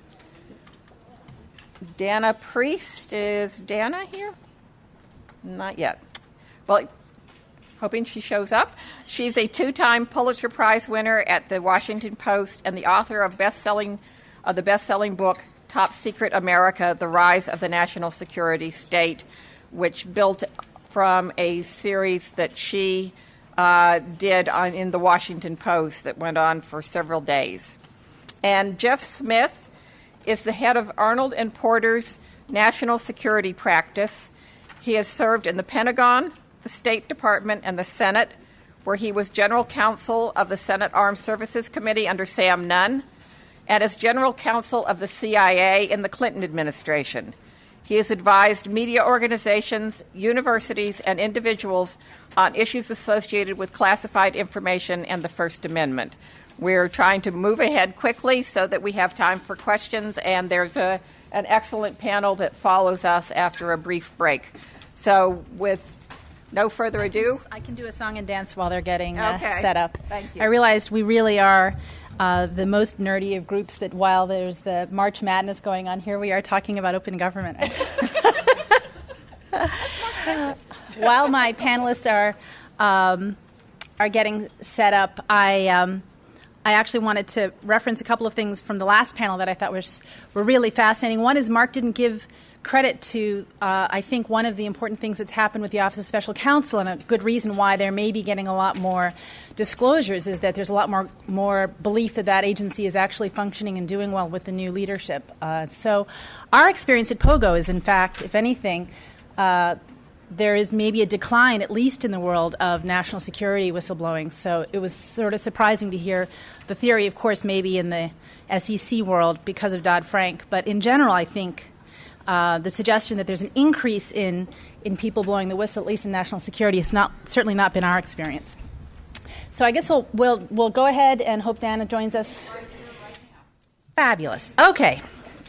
So while she's getting set up, I wanted to start this panel, and I'm going to quickly sit down because this is a fantastic group of people, and I just want to sit with them and listen to what they have to say. I read two perspectives on the Obama administration and that collision between national security and open government, and I just wanted to share them with all of you because they're very different approaches to this issue. One was what Gary Wills wrote in the New York Review of Books a couple of years ago. The way he saw it, he said, "A president is greatly pressured to keep all the empire's secrets. He feels he must avoid embarrassing the hordes of agents, military personnel, and diplomatic instruments whose loyalty he must command. Keeping up morale in this vast, shady enterprise is something impressed on him by all manner of commitments. He becomes the prisoner of his own power. As President Truman could not use the bomb, a modern president cannot not use the huge powers at his disposal. It has all been given him as the legacy of bomb power. He is a self-entangling giant." So from that perspective, it's almost an impossible situation, and we can't do anything about this tension. On the other hand, Josh Gerstein had a fabulous article in Politico last week where he hearkened back to one of my favorite Huffington Posts to go crazy over that Beth Novak wrote last year, where he said, "In retrospect, open government was a bad choice." Beth Novak wrote. She was the head of the Obama Open Government Initiative from his inauguration to last year. She went on to say, "It's generated too much confusion, this term open government. Many people, even in the White House, still assume that open government means transparency about government." She went on and explained to him in an interview that some open government advocates have put too much emphasis on the Freedom of Information Act and revealing national security secrets. So from her perspective, she said, "This is a whole paradigm shift in the way that government gets information, makes decisions, and implements those decisions, and not simply a rehash of a debate about national security, a debate in which we just go in circles with the same old players," which I think I may be one of those same old players, "and the same old arguments." So could it be maybe that this panel, and the subject of this panel, isn't as important as I think it is? Or is it an impossible situation, or is this really a false situation, as Beth Novak suggests? And I'm hoping by the end of the hour that if this is a problem, the tension between national security and open government, that we will have identified some solutions by these brilliant people. So I'm going to sit down. And is this working? Can you still hear? Can you still hear? Okay. So one of the first things that I wanted to ask this panel is, let's assume there are some, let's start from the beginning. Are there some legitimate secrets? And what are they? Can we identify what they are, and who should be able to keep them? I want to ask Jeff that question first, as the former CIA general counsel. It's both an easy question and a hard question. The easy question is, of course, there are secrets. If you think it was appropriate for us to target Osama bin Laden, we could not have done so without secrecy. On the other hand, there are clearly instances in which the government misuses secrecy. Some of you have heard me talk about this before. Secrecy can be very corrosive. It's very seductive. It's a way of protecting what the government does for legitimate purposes, but it's easy to have it expand too much and protect things that aren't secret because of convenience and a variety of issues or a variety of motivations that aren't good. And the challenge, frankly, for the press and those of us who care about these issues is to keep probing and keep asking those hard questions. And sometimes the government squeals that things have appeared in the press that are secret and do harm, and that is true. On the other hand, the responsible press, in my experience, and Dana being one of the very best, understands that and works very hard to figure out where that line is. But it's in a democracy, it's one of our most important questions. And the role of those of us who work in this area and care about both freedom and what we have to do to stay safe, there's no really easy answer here. But each of us have to do our job, and those of us who are in the secret world, we have to make sure that we don't overclassify things, and Bill can talk about that with great care. And those of us in the press have to keep pressing to try to find those secrets and expose things where things go wrong. Well, let's ask Dana. You are both, as a journalist who is also covering exactly this issue, you had a groundbreaking series and a fabulous book on the subject. What's your sense of this question? Well, my sense is that it will always be a contest between the government's right to keep secrets, and there are secrets that should be kept, and the press's duty and responsibility to probe government and reveal things that sometimes are secrets but will not damage national security but are of great national interest. This contest will never be solved. It should never be solved because the way the Constitution's laid out, to solve it means you either take away some of my right or you open up all the secrets, which neither one of which is realistic.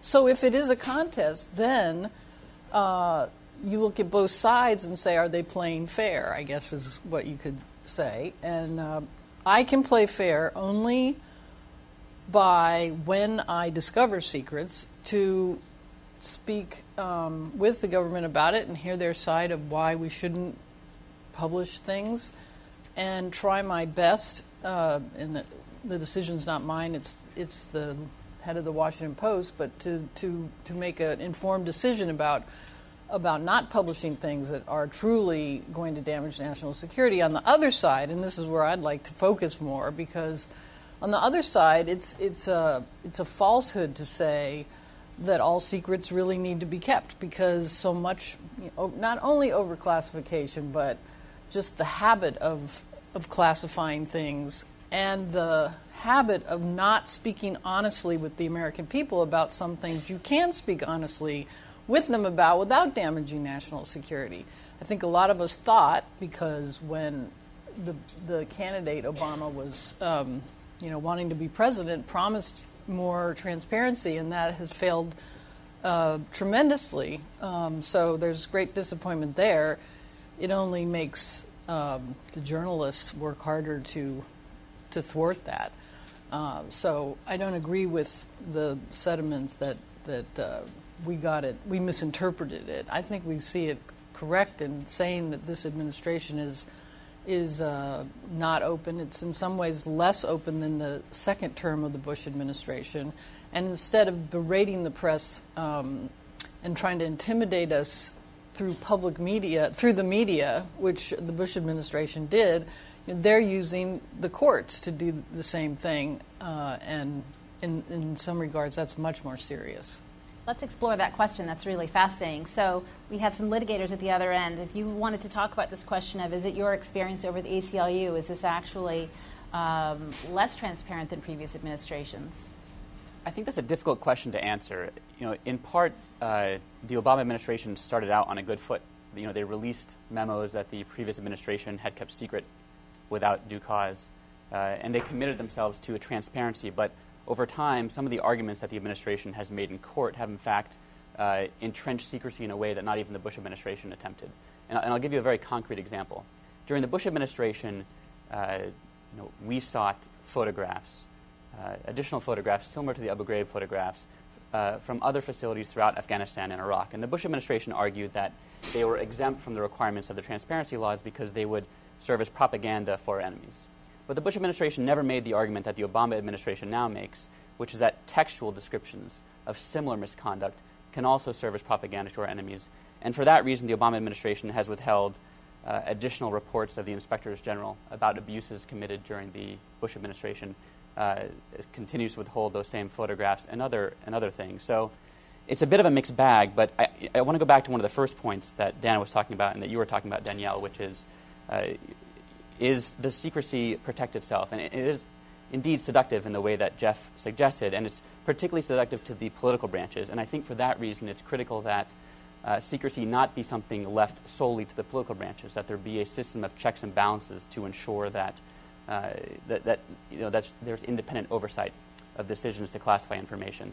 And since 9/11, the courts have, by and large, refused to play that role when it comes to most of the extraordinarily important information that has been withheld as classified.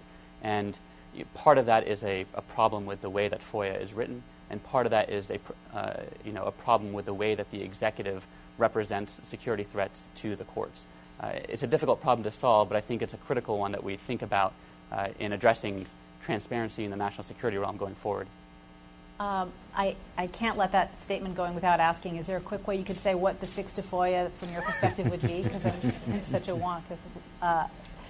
Quickly, could you do that? I can't give you a statutory fix, but I think that the quick fix would be that courts need to engage in a more substantive review of classification decisions decided by the government. Courts now think their only role is to look at classified declarations submitted behind closed doors to make sure that they make sense in some broad and vague way, and then to rubber stamp them. And I think courts need to do more than that. So, for example, the gentleman during the last panel who was referring to a secret interpretation of the Patriot Act, that comes in our FOIA lawsuit, and it relates to a secret interpretation that the government has of Section 215 of the Patriot Act, one that Senators Wyden and Udall have decried as divergent from what the public would think the law means. It's difficult to understand what the possible basis could be for keeping secret a legal interpretation that wouldn't reveal, properly kept secret sources and methods. But nonetheless, the government has argued that that legal interpretation should be kept secret. Liza and Bill, you both have great things, I know, to talk about on this question of the OLC memos and what the courts are doing now. Sure. Well, just to add one point about the courts and how they treat FOIA requests that involve classified information, if a member of the public seeks the declassification of a document through an internal agency process known as mandatory declassification review, more than 90% of the time, the agency finds that some or all of the document can be released. If a member of the public brings the same challenge in a court through FOIA, the judges almost routinely uphold the classification. And we know that the MDR process, the agency internal process, that they are not erring on the side of release. So, this pretty much proves that judges are being overly deferential when it comes to judging the proper classification of information. And on the secret law point, I would add another thing, which is that this secret interpretation of the Patriot Act, it's not only that the interpretation is counter to what the statute says or would intuitively be interpreted to mean. Apparently, the administration has also been making public pronouncements about its interpretation that are inconsistent with this interpretation. So part of the problem with having any kind of secret law is that there's an element of deception when there's one set of laws that are on the books and another set of laws that are different, that are secret. And there are a number of different contexts in which that can arise. OLC opinions is one, secret FISA court opinions is another.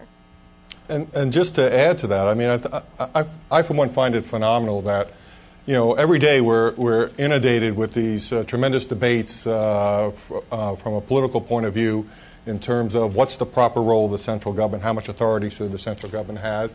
And it centers around things like mandatory health insurance and teaching levels for the third graders and regulation of carcinogens and things along those lines. There is absolutely no debate whatsoever that occurs in terms of under what circumstances should our government have the right to intercept our personal phone calls and our emails and what have you. There is no public debate with respect to under what circumstances can our government kill anyone in this room by an extrajudicial manner. And the fact that over the past 10 years, we've seen this tremendous accretion of powers unto the executive that is not even talked about. Not only is it not even talked about, but in terms of OLC memorandums, the one that was used supposedly as the justification for the killing of al-Awlaki, we will not even get an official confirmation that such a legal opinion exists. And so it's just strikes me as very corrosive to the very form of government that we have, that these things are happening outside of the debate in the public square, outside of the debate in the halls of Congress, outside any sort of judicial review, with absolutely no opportunity for the two co-equal branches of government to weigh in. You have suggested that there might be a trend that's a glimmer of hope in the courts, however?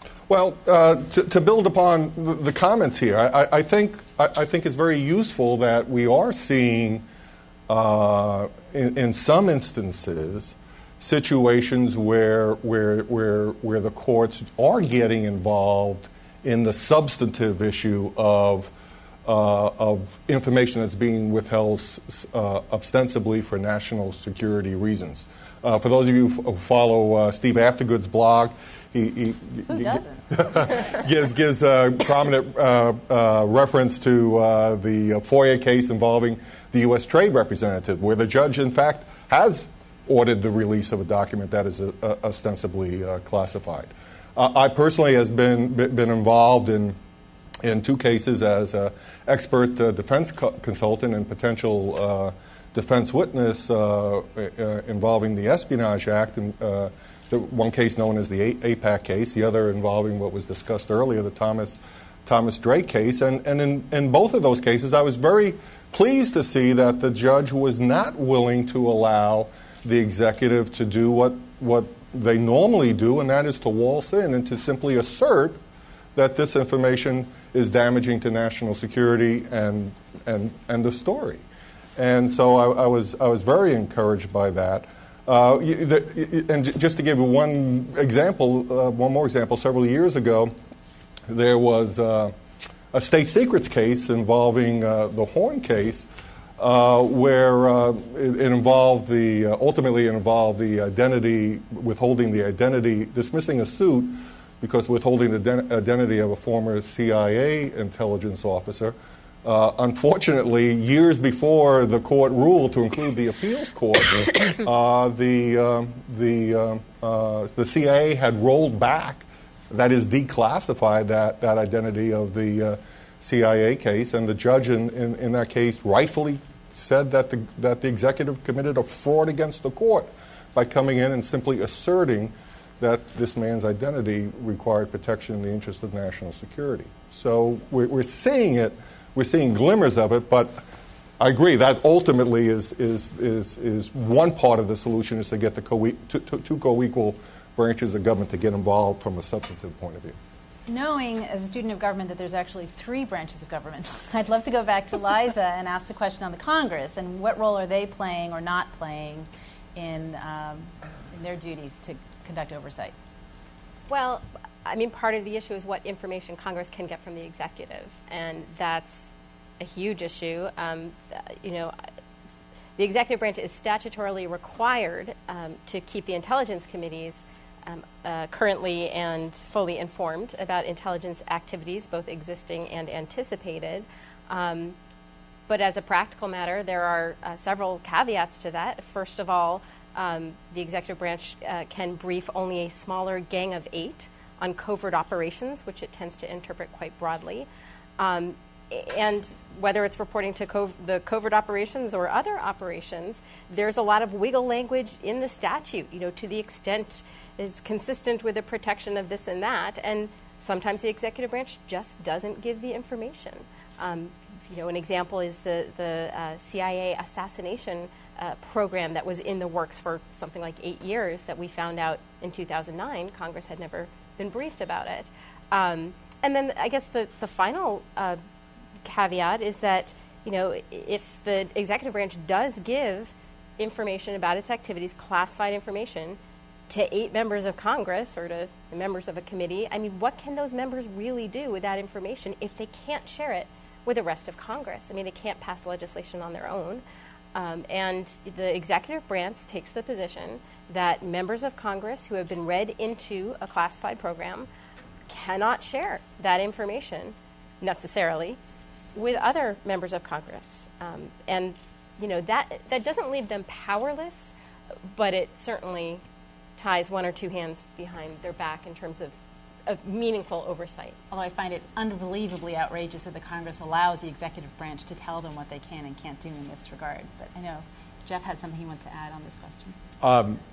My sense of the current administration, in terms of briefing the intelligence committees in particular, is markedly different than the previous administration. And I think the worst example of which I know is the previous administration's reluctance to let, other than the so-called Gang of Four, know anything about what later became, depending on your characterization, either the NSA warrantless surveillance program or the terrorist surveillance program. And you'll recall that they wouldn't let, as you quite say, Lisa is quite correct, they would not let the leaders of the 2 intelligence committees bring in their staffs. And Senator Rockefeller, who was the chairman and then the vice chairman of the committee, was so upset about this that he wrote a letter, a personal letter, handwritten letter to the president, saying, I do not understand what I am being told. They are telling me that there are these algorithms that would permit, that will protect American liberties and so on and so forth. But frankly, I'm not a mathematician. I don't understand this. I want to bring others into it, including the staff. He never got an answer to his letter. Now, the current administration has been much better about that. That's in part in nature of, I think, the personalities involved. But I think it's also a recognition that it's a huge mistake politically not to have the Congress with you. So that may change over time, but I do not wish to sound political, but I do think the current administration is doing much better for a variety of reasons. Panetta was a creature of the habit, a creature of the Congress, and Director Petraeus and General Clapper take the same view. So I think we're doing a little better on that front. One interesting footnote, I was general counsel of the Senate Armed Services Committee for a while, and I was always struck with the irony that our very most secret operations that are intelligence operations are briefed in excruciating detail. You may not believe this, but it's true. Excruciating detail to the 2 intelligence committees. Operations conducted by the Department of Defense under Title 50, nothing. Congress doesn't know anything about that. All the special access programs, all the black stuff that DOD is doing, if Congress finds out about it, it may be by happenstance, it may be because they've really drilled down, but the president can move military units all over the place and doesn't have to tell Congress anything. CIA sends 3 people into Ruritania with a secret copying machine, and we have to tell the Congress. So I've always thought an imbalance. I'm glad to see Dan agrees with me, an imbalance between what we call Title 10, which is DOD, and Title 50, which is CIA. It's an accident of history. But I think one of the fruitful areas, frankly, for congressional oversight would be more into the military operations than into the intelligence, and continue to press on intelligence. I'm very much in favor of vigorous congressional oversight, but I think a lot more could be done on the Department of Defense Title 10 side. Well, I just wanted to add 2 things. One on the Title 10, Title 50 discussion is the most relevant topic in that is this the operations by the Joint Special Operations Command, JSOC, which the SEAL Team 6 is a part of. So because they operate under Title 50, they don't need to brief the defense committees, even though what they do looks an awful lot like covert action. I think this administration has taken a somewhat different tact, and they have begun to brief the defense committees on certain activities of JSOC, but that was not the case during the Bush administration. The second point is, I think that in the three legs of the stool that hold these intelligence secrets secret, the legislative part is the weakest one, and it's the thing that one could probably do something about, because members have expressed a lot of frustration, not only not knowing their rights, but also really not being confident enough to push the agencies to give them information. So how do they get more confident? Well, Senator Graham, who was the chairman of the committee at one point, he had started at Harvard University a sort of class for the incoming committee members to take. Because it's unlike any other realm. You can't ask an outsider, really, to brief you on a secret, but you can ask, if you're a member of any other committee, you can do that. But you can't, really, in this regard. So to have some sort of, here are your rights, here are your responsibilities, this is what this means, this is what that means, I think would go a long way to at least empowering Congress to act like it should. Liza? Just a couple of quick things in response to what Jeff said. It may very well be true that this administration is voluntarily sharing more with the intelligence committees, but when there was legislation that would have sort of done away with the Gang of Eight and required the president to keep the full committees informed, he threatened to veto it. Oh, that's true. And then the other point that I wanted to raise is that I just want to be careful that we don't look at, I agree that congressional oversight is probably the weakest piece, but I think it's also not a panacea. If we could wave our wand tomorrow and have Congress get all the information it needed, you still have the problem that, these are elected representatives. They care about what their constituents and their donors care about. If their constituents and their donors are in the dark about certain information, such that the members are not getting angry phone calls and angry emails, they're not really institutionally incentivized to care. So it's not that I don't think informing Congress is important. It absolutely is. I think it's necessary. I'm not sure it's sufficient. The secrecy that I'm concerned about is not just the secrecy vis-a-vis Congress, but very much secrecy vis-a-vis the public, who needs to get involved in a lot of these. Jeff wanted to add something. Very brief. I agree with that, Lisa. I think that the motivation for members of Congress in the intelligence committees is very different than it is in many of the other committees. There's almost no political benefit to serve on the intelligence committees. You can only get in, this is a vast overstatement, many members of Congress think it's fascinating, but you can only get in trouble by serving on those committees. Because if something goes wrong and you didn't know about it, you're at fault, and they'll tell you all these secrets and you can't do anything with them. And yet, in many ways, they do serve as a break. I can remember very clearly one episode many years ago now where the administration had come up with a completely wacky idea for a covert action, and it was when I was in the State Department. We went up and briefed the Senate Intelligence Committee, and Senator Scoop Jackson was on the committee. It took him about 10 minutes to completely decimate this idea. And we all trooped back down the hill, and it didn't happen. Now, had that not been required to have been reported to the committee, the United States would have done something very dumb. And that's oversight that works.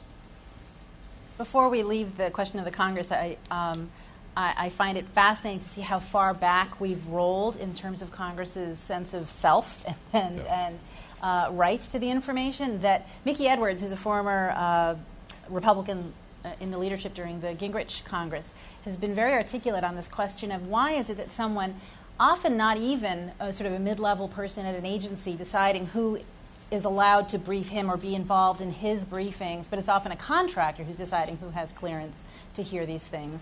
Now contractors are typically doing the security clearance reviews. But back when you look during when Jack Brooks was chairman, he was outraged that anyone in the executive branch, either a federal employee or contractor, was deciding who on his staff could have a clearance, and he demanded that the Capitol Hill police were the ones that did the security reviews for his staff. So the idea that now the Congress acts or accepts that the executive branch is just telling them what they're allowed to do and who on their staff can do it is certainly been in my professional life. It's relatively recent. One thing that we skipped over a little bit that I'd love to explore a little bit more is the cost of secrecy. I know, I forget if it was Bill or it was Jeff who talked about the corrosive effects, but if we could explore that a little bit more, I'd love if we could have some sort of sense of the financial cost. I know, Dana, some of your reporting has talked about that, but the ideas of what is the impact of excessive secrecy? Well, apart from the cost, my major concern with excessive secrecy is it makes for bad government. It makes for faulty decisions. Obviously, no matter what you're talking about, the more opportunity you have for give and take, consideration of alternative ideas, approaches, other viewpoints, things along those lines, you're going to optimize the outcome. You're going to optimize the decision. And the problem is when you apply secrecy to the decision-making process, right off the bat, you're agreeing that I'm going to accept something less than the optimal outcome. And that may be worth it in terms of the trade-off, in terms of whether you're protecting military operations or intelligence and what have you. But the problem is that, from my perspective, that debate never occurs, and it's almost reflexive. And so, if you look back at some of the most tragic policy decisions that have been made in the past 10 years, ranging from the decision to go to war in Iraq over non-existent weapons of mass destruction, and the decision to include FEMA in the Department of Homeland Security when it was first stood up. Those are just two prime examples of decisions that were shrouded in secrecy, turned out to be totally abysmal decisions, and Americans have paid for in treasure and blood as a consequence of those decisions. So without a doubt, that is, I think, the most corrosive cost of secrecy, and dictates that, especially when you're dealing with questions of going to war and questions along those lines, the greater openness, the greater sense of debate, you're going to just get that better of a decision out of it. Just to add to that a little bit, so I wrote a book on this subject called Top Secret America that really was meant to say, what has grown up since 9/11 to deal with counterterrorism, how big has it gotten, and then so what that it's gotten big? Well, it's gotten huge, and we document that in a lot of different ways, but the so what, one of the big answers to that is that even when you have put in place a lot of information sharing that did mechanisms that did not happen before 9/11, and the government has put a lot of those in place, just by the fact that it's grown so big, it tends to mitigate that or cancel that out in some ways. And some of the people that were willing to help me do the reporting for this were people that were so frustrated by this. They were so frustrated that, they were in the middle of military operations but couldn't know things that they knew were important to know for those military operations.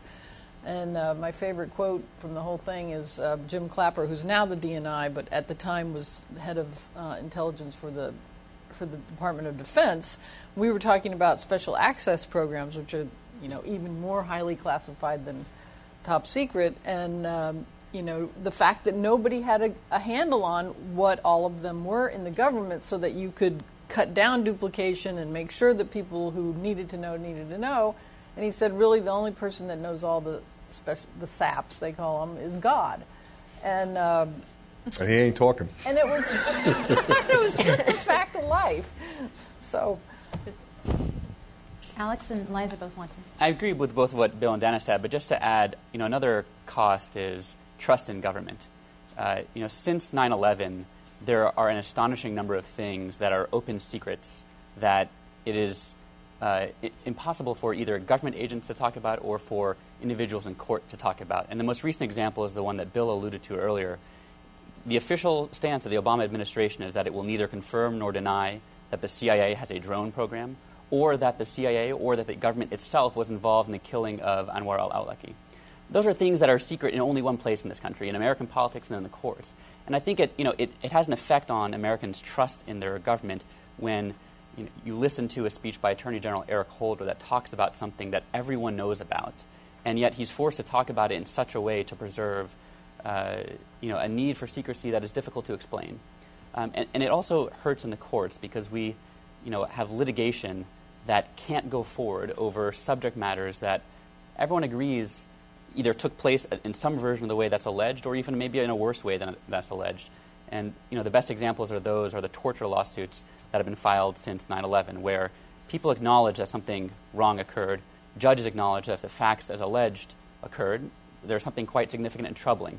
And yet the courts are not allowed to opine on these matters, and the Americans are denied a definitive statement about something that strikes to the core of what it means to be American. And I think you can't undervalue the corrosive effect that secrecy has on that basic trust in government.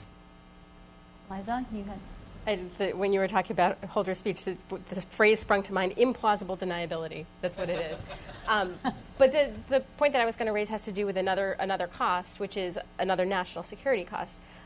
When so much information is classified, so much of it needlessly classified, these days, in order to do just about any job in government, to sweep the floor, you need a security clearance. And so we now have more than 4 million people with security clearances. That is roughly the size of the federal government. I mean, a lot of these people are contractors, but just to give a comparison, it's about 1 in every 50 adult Americans. Of course we have leaks. I mean, we have this huge pool of people, and these are people who day after day after day are seeing documents that are stamped classified that never in a million years should qualify as classified, and so they are losing respect for the system. And so you have this large number of people who have no respect for the classification system with some justification, and the baby gets thrown out with the bathwater. I mean, that's the risk, is that people are going to leak information because they don't think it matters, because they don't think the classified label means anything, and maybe this time they'll be wrong, and there'll be something in there that really shouldn't get out, that really ought to be kept secret. So it just makes it harder to keep the real secrets when so many things are needlessly kept secret. Liza, you actually brought to my attention a fascinating report that came out last year as a result of a conference that ABA held, and it was called No More Secrets. And the concept was that, in fact, they quote, and I thought it was fascinating, there's someone at the CIA who's called the Intellipedia Doyen, which I just love that name. But he said, in 15 years, there will be no more secrets. And that was in 2008 when he said that. So we're getting close to sort of in 10 years. The idea being, as you said, there's so many secrets and there's so much capacity for open sourcing of almost everything. Is that a naive concept, that in 10 years there'll be no more secrets?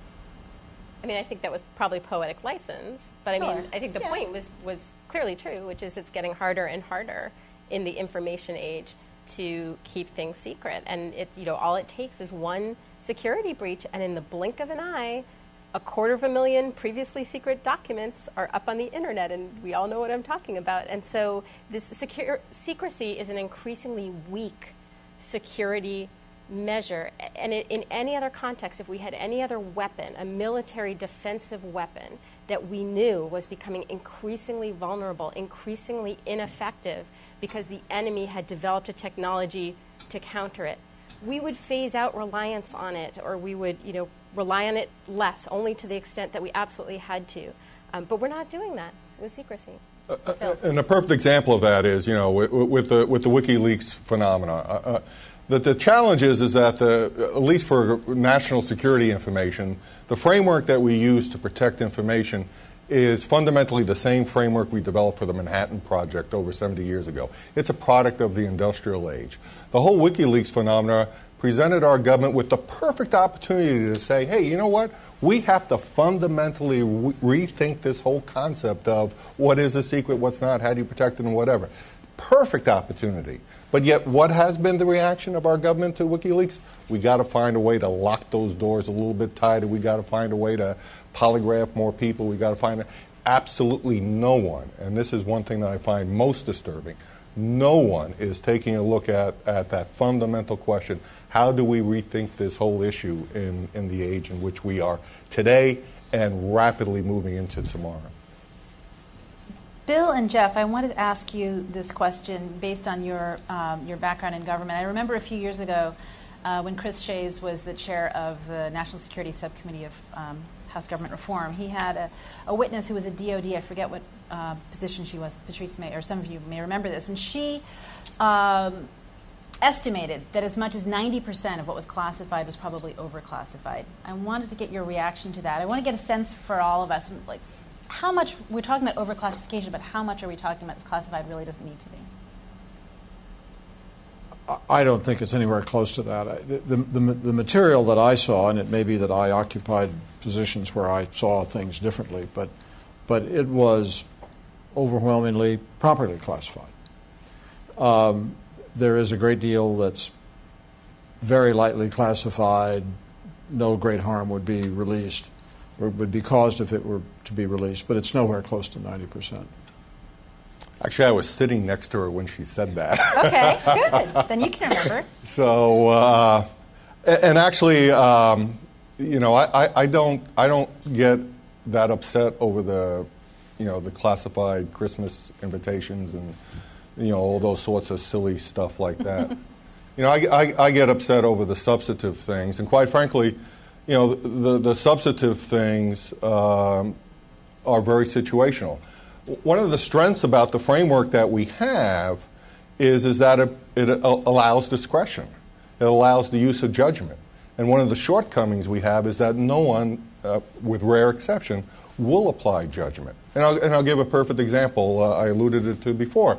The decision to invest, to expend the blood and treasure that we have in Iraq, based upon, in large part, upon a national intelligence estimate that the Congress asked to be developed. That national intelligence estimate, turned out to be wrong.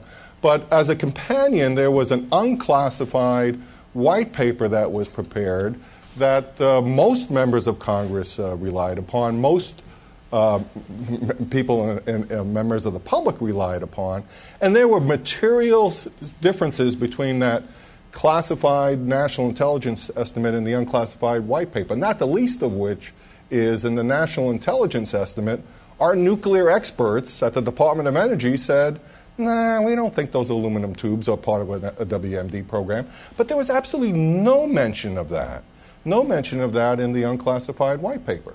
And when the Senate Select Committee on Intelligence did their review several years later and got into that, the answer they were given by the folks at the DCI and what have you, it sounded reasonable. That, well, we don't like to air disagreements between agencies because that can tip the hand to a potential adversary in terms of potential cover stories and things along those lines. And, that's grounds, very clearly that's grounds for classification. However, when it comes to a decision as to whether or not to unleash the brutality of war, I'm sorry, that's a pretty poor excuse to withhold information like that. So it's very situational, and those are the types of things I think where I get most upset about it are the substantive things which carry tremendous consequences, yet no judgment is applied in terms of what do we gain, what do we lose by keeping it secret.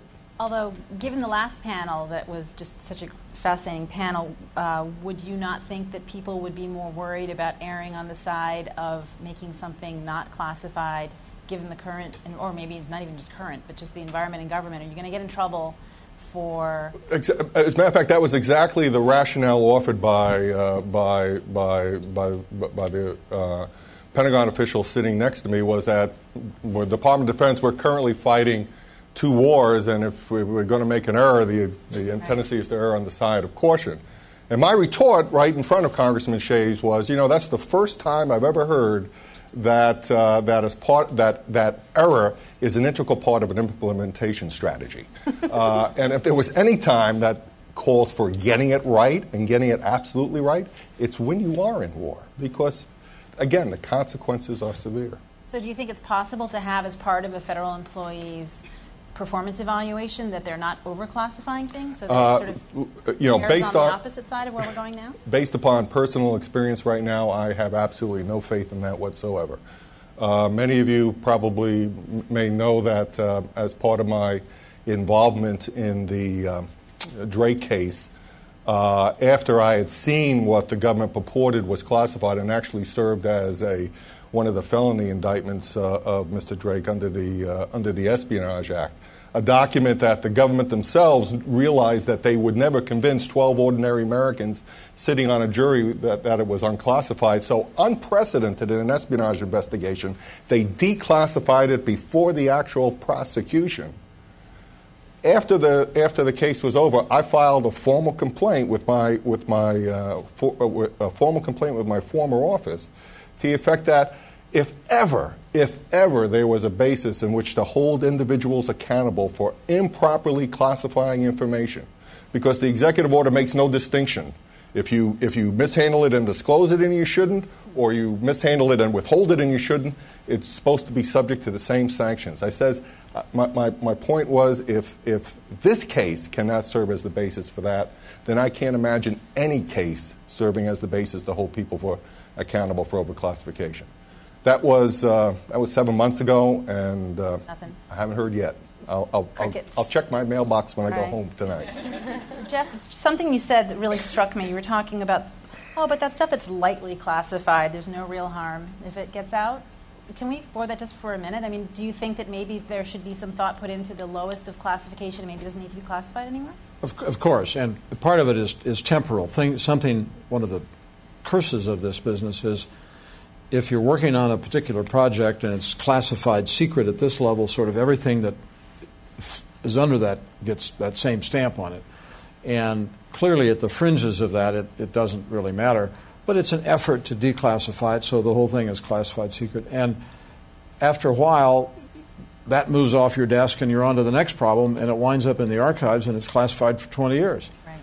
And we aren't willing, I'm involved in some other matters now, to try to declassify some old papers from a previous administration. And because of budget cuts, we have fewer and fewer people devoted to declassification. So we're caught with trying to get old stuff declassified, for which there frankly is, I'm not sure what's in the boxes that I'm currently arguing with the archives about, but it's hard for me to imagine it's really classified because it's so old. In your arguments that you're making, do you have a suggestion on how long things should be classified for? No, not how long it should be classified. There are things that I could understand could be classified for 50 years. The identity of a human source, for example, some technical collection things that oddly enough still work today, or people, you have a system that was developed 70 years ago and keeps being refined, and if somebody knew that we could do something 70 years ago, we can still do it today, but you have to be able to make that case. Just to sweepingly say that it should remain classified is a big mistake. The answer, frankly, is manpower, and one of the things I've been thinking about is could private interests could libraries or foundations provide money to the government to hire people to go through and review old documents and release them? Or is that an illegal supplementation of appropriations which is prohibited in some way? It's just so frustrating that these old documents that are of historical value are sitting in a box marked secret or top secret or higher. I want to stay with you, Jeff, for a second. You sponsored something that was really fascinating to me, which was a dialogue between people inside the intelligence community and journalists on setting some sort of ground rules, as I understand it. Have these recent prosecutions sort of thrown those rules out the window, or where do things stand with that? And if you can describe that process. I'll do it very quickly. It was Scott Armstrong and myself teamed up many years ago, and Dana has participated in this, and so have some others. And the idea was to get journalists and members of the national security community talking to each other off the record about how you handle these things. Because this is one of these things where there really isn't a good answer. the Constitution has left this, in my judgment, intentionally vague for the reasons we've talked about. So we would convene dinners where we would just talk about things. We would have people come in and talk to us. At one point, we've had some very senior people come in and say, here's something that should remain secret, and the press has said here's why it shouldn't be. But basically the idea was to get the two communities talking to each other, so when something would come up, there could actually be an intelligent discussion between an editor and a publisher and the National Security Advisor. I think it worked pretty well. We had another session out at Aspen, sponsored by Aspen last spring, about almost a year ago now, and reassembled many of these same players. I think it's been helpful, but I defer to Dan and others as to whether it's made any progress or if we just had some nice dinners and talked to one another.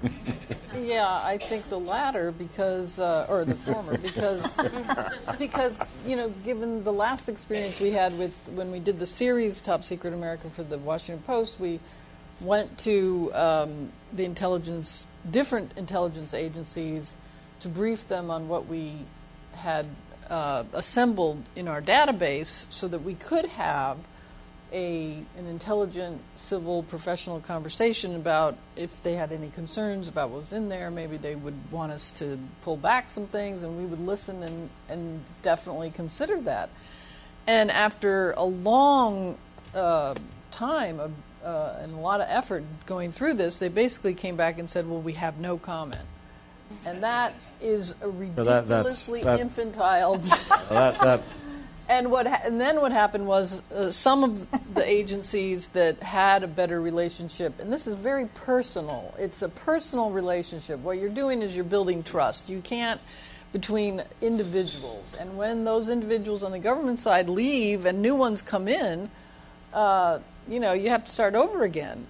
So there were some agencies that sort of went by themselves and said, well, we'd like you to consider not putting this one thing in there because you don't have the whole story. It's really very sensitive and blah, blah, blah. And so, we did that in a couple cases. But we had to make our own decision without the government, which we had started to do anyway, about what was proper and not proper to put in the paper. And so we came to our own conclusion even before they came and said no comment. But I could tell you other stories that are really pretty funny about the CIA when they had the turnover between Goss and Tenet, and their public affairs people were very new, and we came with a pretty sensitive story, and they said no comment. And, I'm not going to say, don't you want to ask me not to put that in the paper?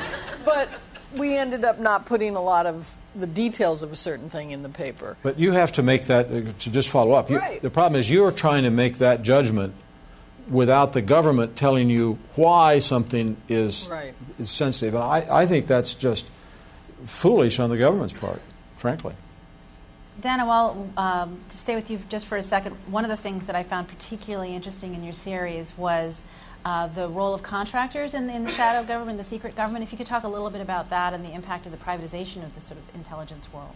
Well, you all know that the contracting community around national security has grown so much, in large part because Congress said, have these tens of billions of dollars more for counterterrorism, but don't grow the size of government. So there's only one option, which is contracting. And contractors were supposed to do the support activities, but really they do almost everything, including being involved in covert action. 8 of the 22 anonymous stars on the wall of honor at the CIA are actually contractors who died in line of duty. So they are in there doing the most fundamental things that government does. Leon Panetta, at the time CIA director, when he talked to me about this, his concern was that he had a little less control over them because they have a loyalty. They have to have a loyalty to their company because that's who employs them. And the company, no matter how patriotic the individuals in the company are, usually don't exist without making a profit. So that puts a different dynamic in there that is not necessarily good for good government. I think the government's trying to deal with this, but has found that it's very difficult. One, they don't have the information about where the contractors are. They're still gathering a lot of that. And then what are you going to do in this time when budgets are being cut? Are you going to actually say, if we lose 100 contractors, can we have 10 real employees, more than we have now? Politically, that is going to be very difficult. Challenging. Before I turn it open to questions, I wanted to ask the panelists if you feel, first of all, do you feel a need to curb this monster, or maybe it's not a monster? Some of the concrete solutions I've been hearing so far is the specific fix to FOIA that Alex referenced, possibly working to make sure the OLC opinions are not secret, more oversight of Title 50, more manpower for declassification. Are there other things that you're thinking of? Or maybe Jeff, you don't think anything's wrong? No, of course something's wrong. But fixing it is going to be hard. Bill may have more concrete suggestions than I do about what could be done. Well, I mean, some of the things that we're seeing I think are very concrete, or the IGs and agencies are getting specifically involved in things along those lines. One of the things that's debated back and forth and never been realized is, in terms of helping empower Congress, would be to empower GAO to get involved in greater oversight over the intelligence community. Get that legislation passed. President Obama threatened to veto that legislation. Yes. Dan Ashew's legislation, right? That was great. So exactly, but that's an example. The solutions are out there. I mean, there really are, but there's it's a protection of prerogatives and what have you. Was there any other specifics before I open it up? Well, I think y'all need to go buy more newspapers so that we can hire more national security reporters, because I don't see these things being fixed by government unless it becomes politically necessary to do. And I don't see that happening anytime soon. So really, in this contest where there is no solutions other than the ones we have, and part of it could be to want more information, and you're not going to get it in other places. And I would be remiss if I did not say, on behalf of my organization, that we've looked at the overclassification problem in a fair amount of detail, and I think not just for overclassification, but across the secrecy, across top secret America. I think that, at a minimum, a starting point is to try to ensure that the tools of secrecy are used more appropriately and more responsibility. And what that is all about is accountability. At the Brennan Center, we came out with a report suggesting some means to hold classifiers accountable for overclassification, some very basic measures, having them actually identify the national security harm that could result from disclosure, having spot audits that are conducted by the offices of the Inspector General, and having follow-up audits and some mandatory consequences for repeat offenders. So that's not simply to sort of promote my organization's one specific solution, but more to say more generally, there is room, I think, to push for more accountability in the way that the current tools are used, and then there can be a broader conversation about whether those are the right tools and whether we need to think more holistically about how we're going to approach national security and secrecy in a world where it's increasingly difficult to keep secrets.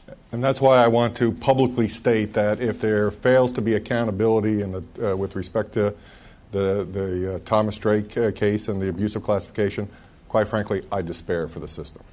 And I would certainly be remiss if I didn't point out that at the moment, intelligence agency employees and contractors really have no meaningful whistleblower protections, and that's something that we're striving very much to have, because frankly what happens is then, as a result, they're forced to go outside to the media to try to correct wrongdoing, because there isn't any safe way of doing it internally. I don't know enough to question that, but I do question it. Tell me why. Because my sense is that the agencies have ways, I'm told, I have had no direct experience with this, but I've been assured that if an agency employee, and CIA, but I know best, wants to go to the IG with something, he or she can do that, and they're supposed to not suffer any harm. And if that is not working, then I just am not sure It's not working. It's not working. I actually Okay. talked to Mr. Helgerson, who had been the CIIG, about it. In his 10 years there, only 7 people went and used it, and there was sort of no. Is that right? And again, the whole Drake case that dealt with that. He went to the IG.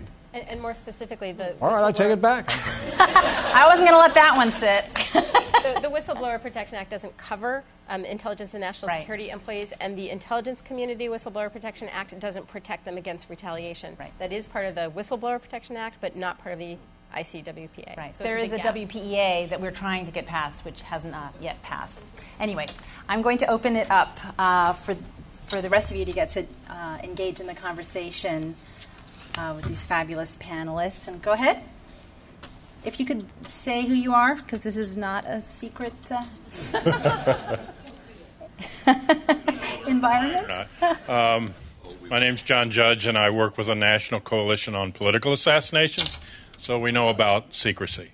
We had used the Freedom of Information Act in court suits for 30 years to get maybe 10 or 20,000 pages loose. We eventually worked to get passage of the JFK Assassination Records Act, which took the decisions away from the agencies on release, while holding agent identities and current sources and methods and a limited number of things in place. And we've gotten so far over 6.5 million pages. And I think it's a pernicious sort of situation, because you have over 15.5 million pages a year that are newly classified, and that's just the paper records.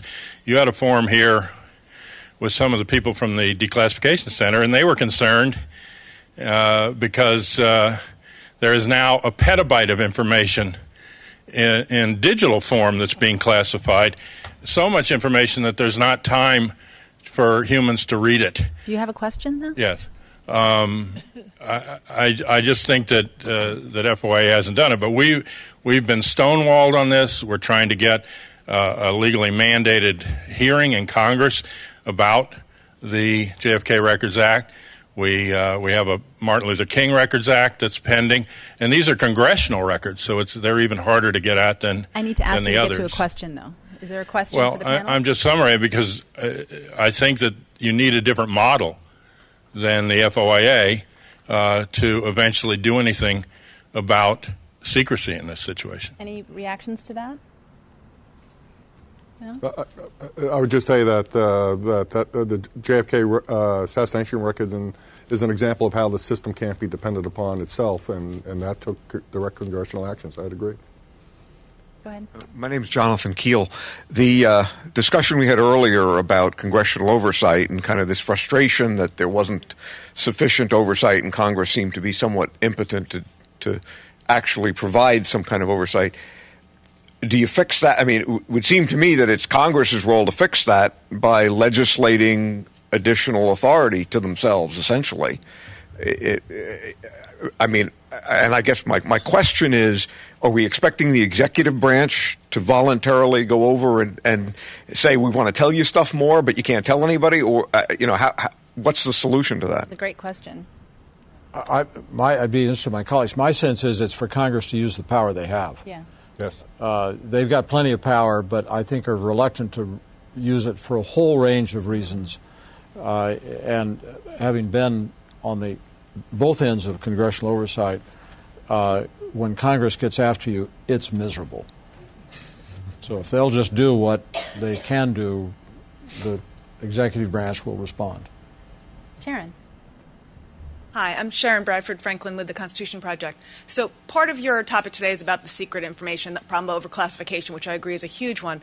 But also you've talked about a secret law and secret interpretations of the law and the denial or refusal to even disclose the existence of programs. So we can't have a public debate on the existence of these programs, such as the NSA warrantless wiretapping program coming down on that side of what we call it rather than terror surveillance program. But I'm wondering if you can address, it seems to me that is even more corrosive to government and in some ways just more of a big problem to the public when we can't even know the existence of these programs, debate their legality.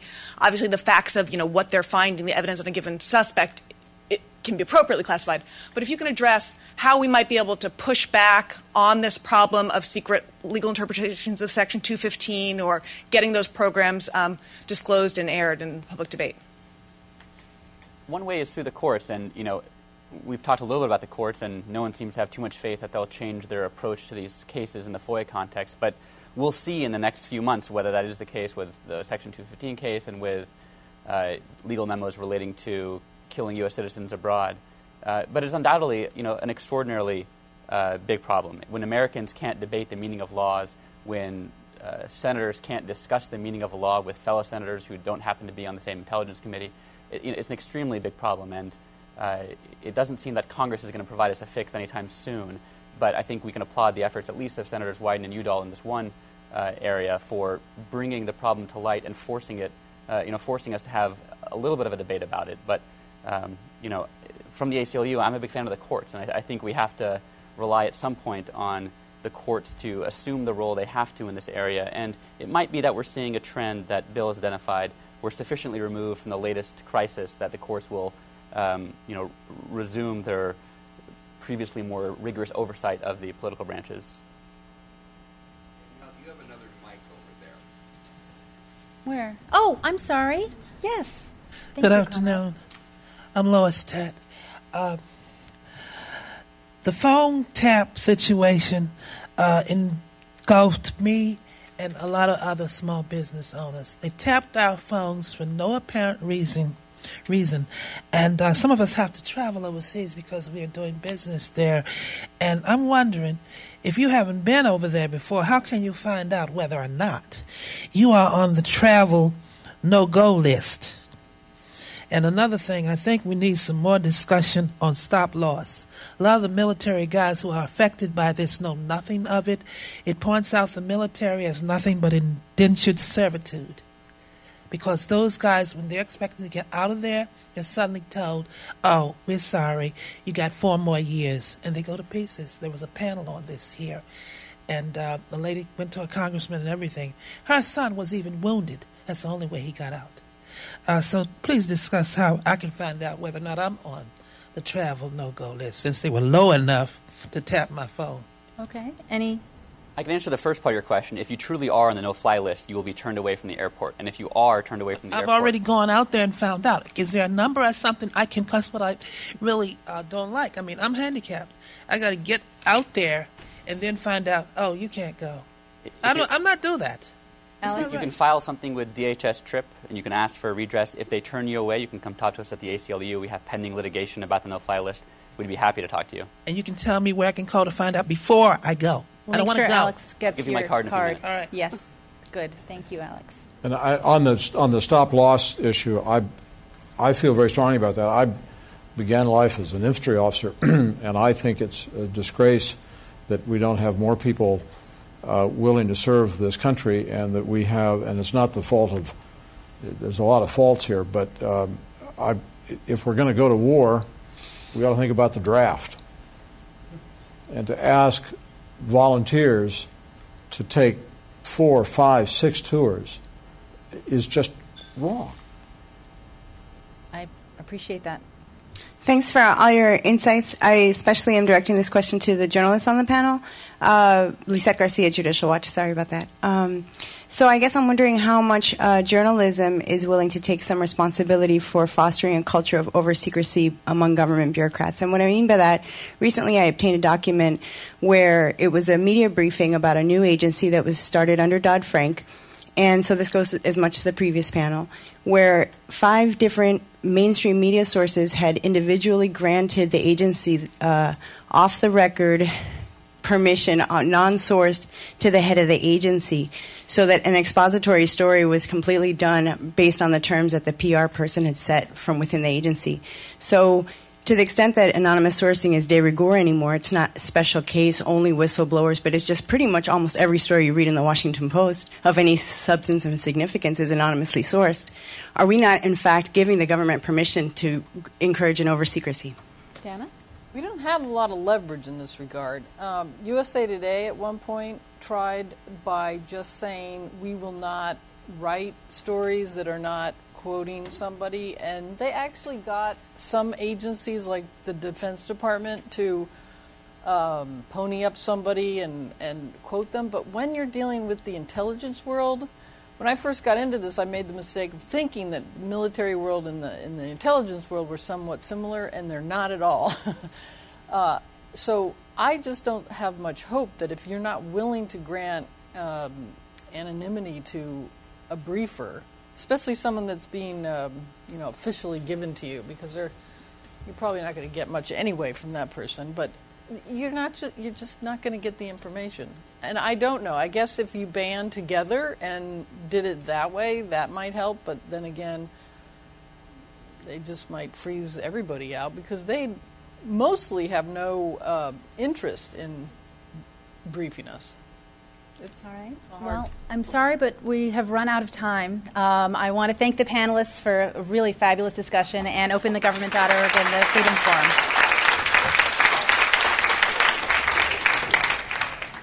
As always. Thanks very much. Thank you. It was really fun. What the heck? All right, thank you for two outstanding panels. Thank Patrice McDermott and OpenTheGovernment.org, POGO. Thank you very much. We'll take a brief break. Let's make it a brief break and reconvene for what promises to be an amazing panel. And we'll see you in just a few moments. Thank you.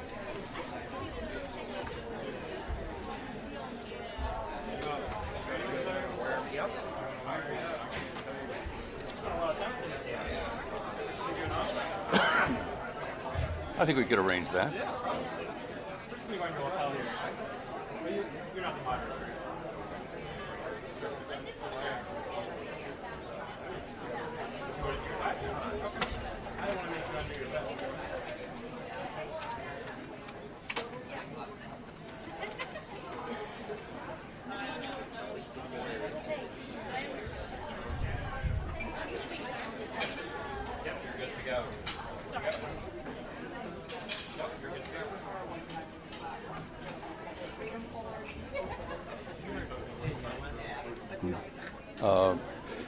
Right there, behind, just right over here, and this gentleman.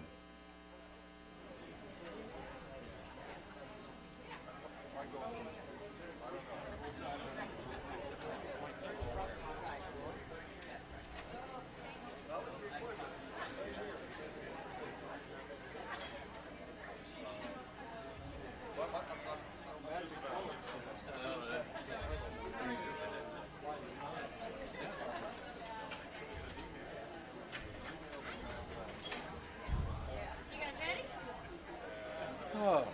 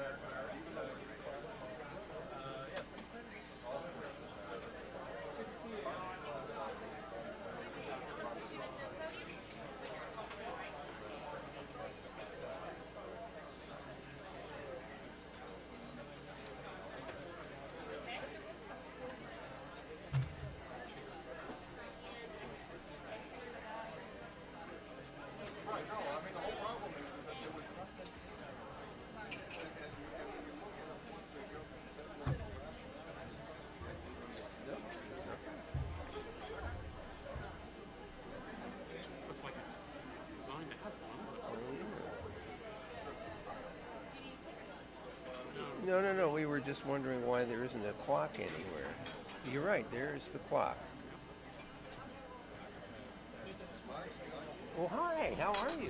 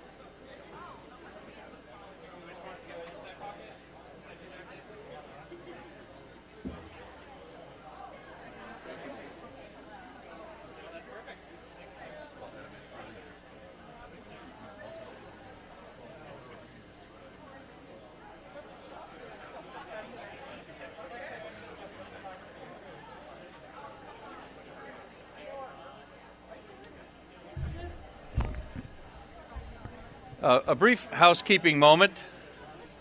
We take the mic up, ladies and gentlemen. Let me issue a request for those of you in the chairs over there. If you wouldn't mind moving more toward the center of the room, simply for our panel members and participants, it'll be a little easier if you all would center yourselves here in the room, if you wouldn't mind. So I appreciate that. They were the euphemistically designed overflow chairs, and I think of you in such more positive terms than that. We'd love to have you in the middle. So thank you.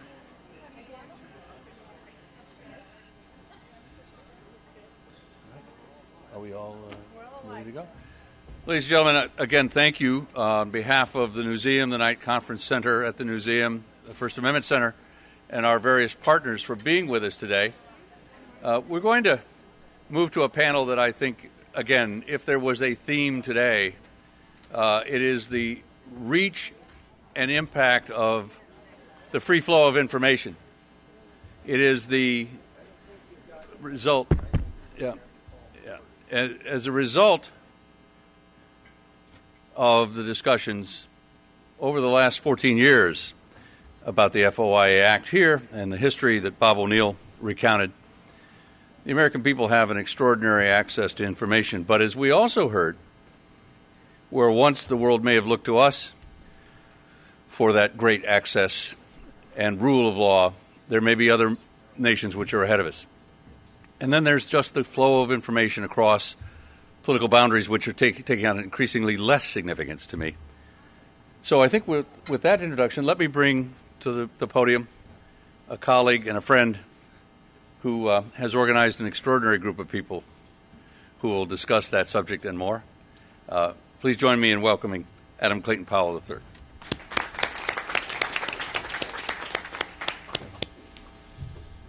Thank you, Gene, and thanks to the First Amendment Center, to Ken Paulson, to many others here, including those invisible to most of you in the room behind the glass in the control room.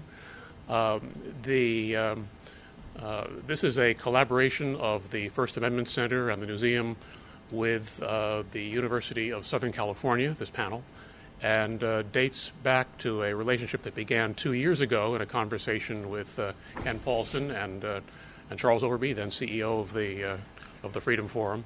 And we're delighted with this relationship and look forward to its continuing. This part of the day, as you can see in the program, is devoted to freedom of information issues globally, outside the United States, but some that cross national boundaries, including the national boundaries of the United States.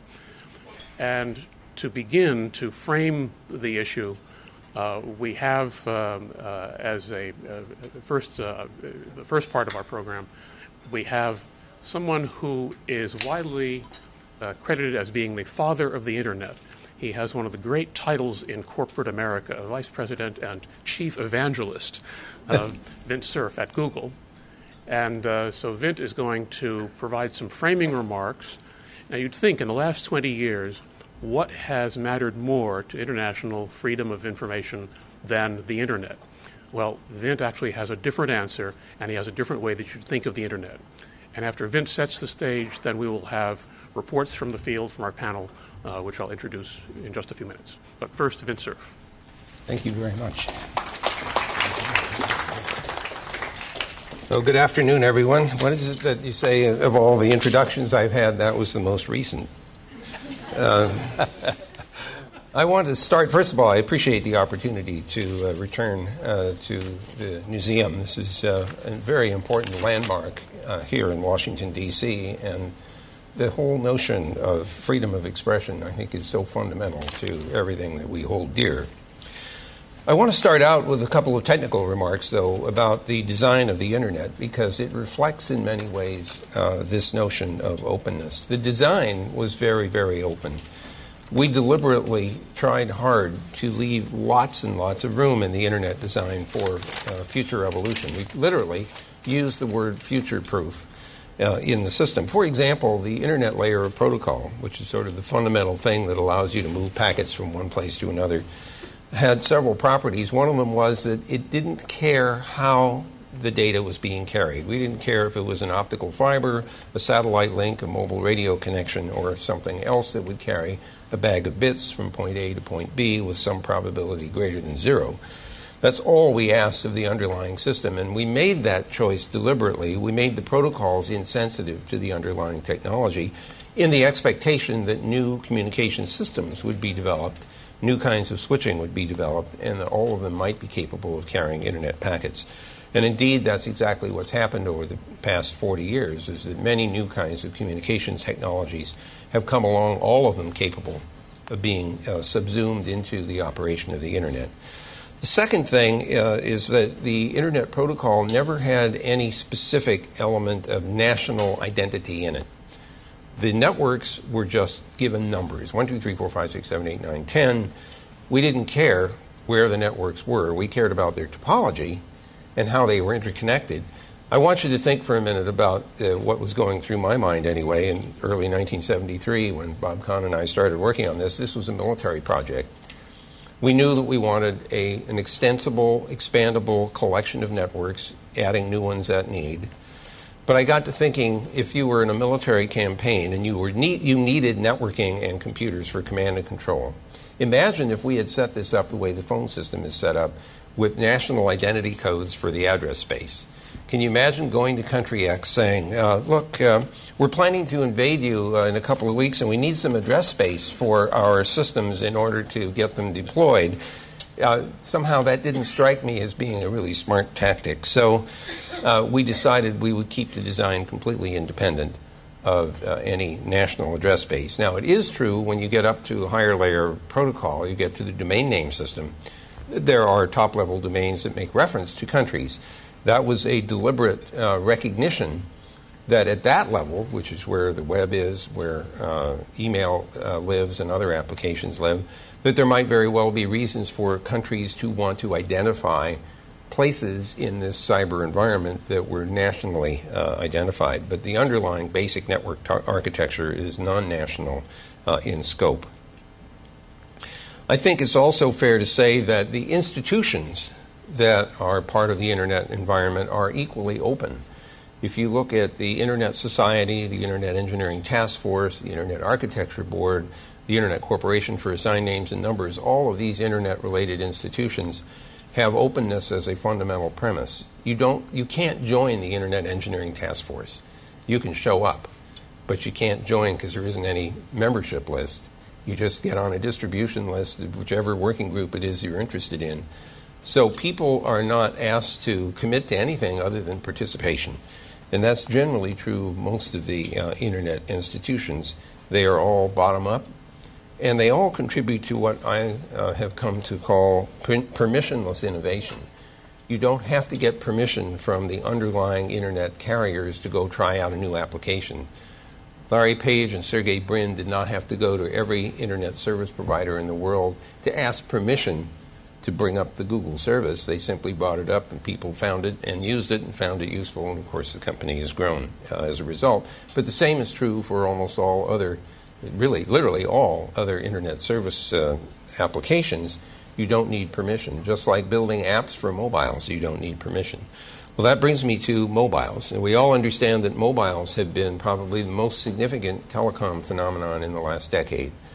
5.5 going on 6 billion of these devices are in operation today. Not all of them are Internet capable, but the smartphones are. And what's important about those smartphones is not that you can make phone calls with them, but that they are powerful platforms for applications. Those applications don't actually do very much while resident on the mobile. The reason they're so powerful is that that app has access to computers that are part of the Internet. It's fundamentally important that the application software in the mobile be able to get access to its partner in the Internet somewhere. No matter where you are in the world, the ideal is that you can get access to any of the servers that that application requires. So when you tweet something anywhere in the world, that information, that 140-character or less piece of information, eventually finds its way to an Internet server, and it's the replication and redistribution by the server that gives power to that application. And the same may be said for a variety of other applications on the mobile. So the point here is that the power of the mobile is in its joining with the power of the applications and servers on the Internet. Over the last decade or so, there have been visible political limitations that have been put on the Internet by a number of different institutions, including here in the United States. And those limitations range from attempts to filter access to content, attempts to filter content itself, prohibitions in the use of certain applications, surveillance to observe what people are doing. There have been great debates over governance. We begin to see, for example, in Russia and China and other the BRIC countries, Brazil, India, and now even South Africa, proposals for Internet governance that would give much, much more power to countries than the bottom-up and multi-stakeholder apparatus that we call ICANN. And you may complain about ICANN, but the point is that at least it is as multi-stakeholder as we could make it compared to, for example, the ITU, which is an intergovernmental operation. It's very clear that Russia and China, for example, when they make proposals for what we call codes of conduct on the Internet, frankly, it's code word for you should give us, sovereign countries, the ability to suppress speech. And this is to avoid harming our society. And so this cloak of security is wrapped around what is actually a reprehensible attempt to justify abuse of people's ability to speak and to hear. So we see this battle ongoing. It will continue. It continues in the Internet Governance Forum, which wouldn't even have existed were it not for the fact that in the World Summit for the Information Society, which was an intergovernmental study, there was a great insurrection saying you can't have that discussion without having the technical community, civil society, and other private sector institutions participant in it, in part because the Internet is operated and owned and operated by 99% the private sector. And so the Internet Governance Forum was the output of the World Summit on the Information Society, and it has been a source of great debate because it's not a decision-making operation. It is a place where issues can be put on the table. People don't have to agree. The point is get the issues on the table and then figure out whether or not there is an existing platform or venue in which to deal with the problem. If you had to negotiate a communique, you wouldn't have the kind of openness that I see in that particular forum. I want to close my beginning remarks by making another observation. There are many, many good things about the Internet. The sharing of information is dramatic. The avalanche of content that flowed into the net as a result of the invention of the World Wide Web is nothing short of dramatic. The willingness to share information for the sheer joy of knowing it was useful to somebody else has been quite a remarkable phenomenon. But we would be remiss if we didn't recognize that there are harms that occur through the Internet in the same way that there are harms through the telephone system, the postal system, face-to-face interaction. Fraud happens. Lots of other kinds of, stalking happens. Bullying happens. It happens in a lot of different contexts, including the Internet. Intellectual property theft happens, or piracy, or whatever else you want to call it. So we can't ignore the fact that these infrastructure technologies can be abused. The question is what to do about it.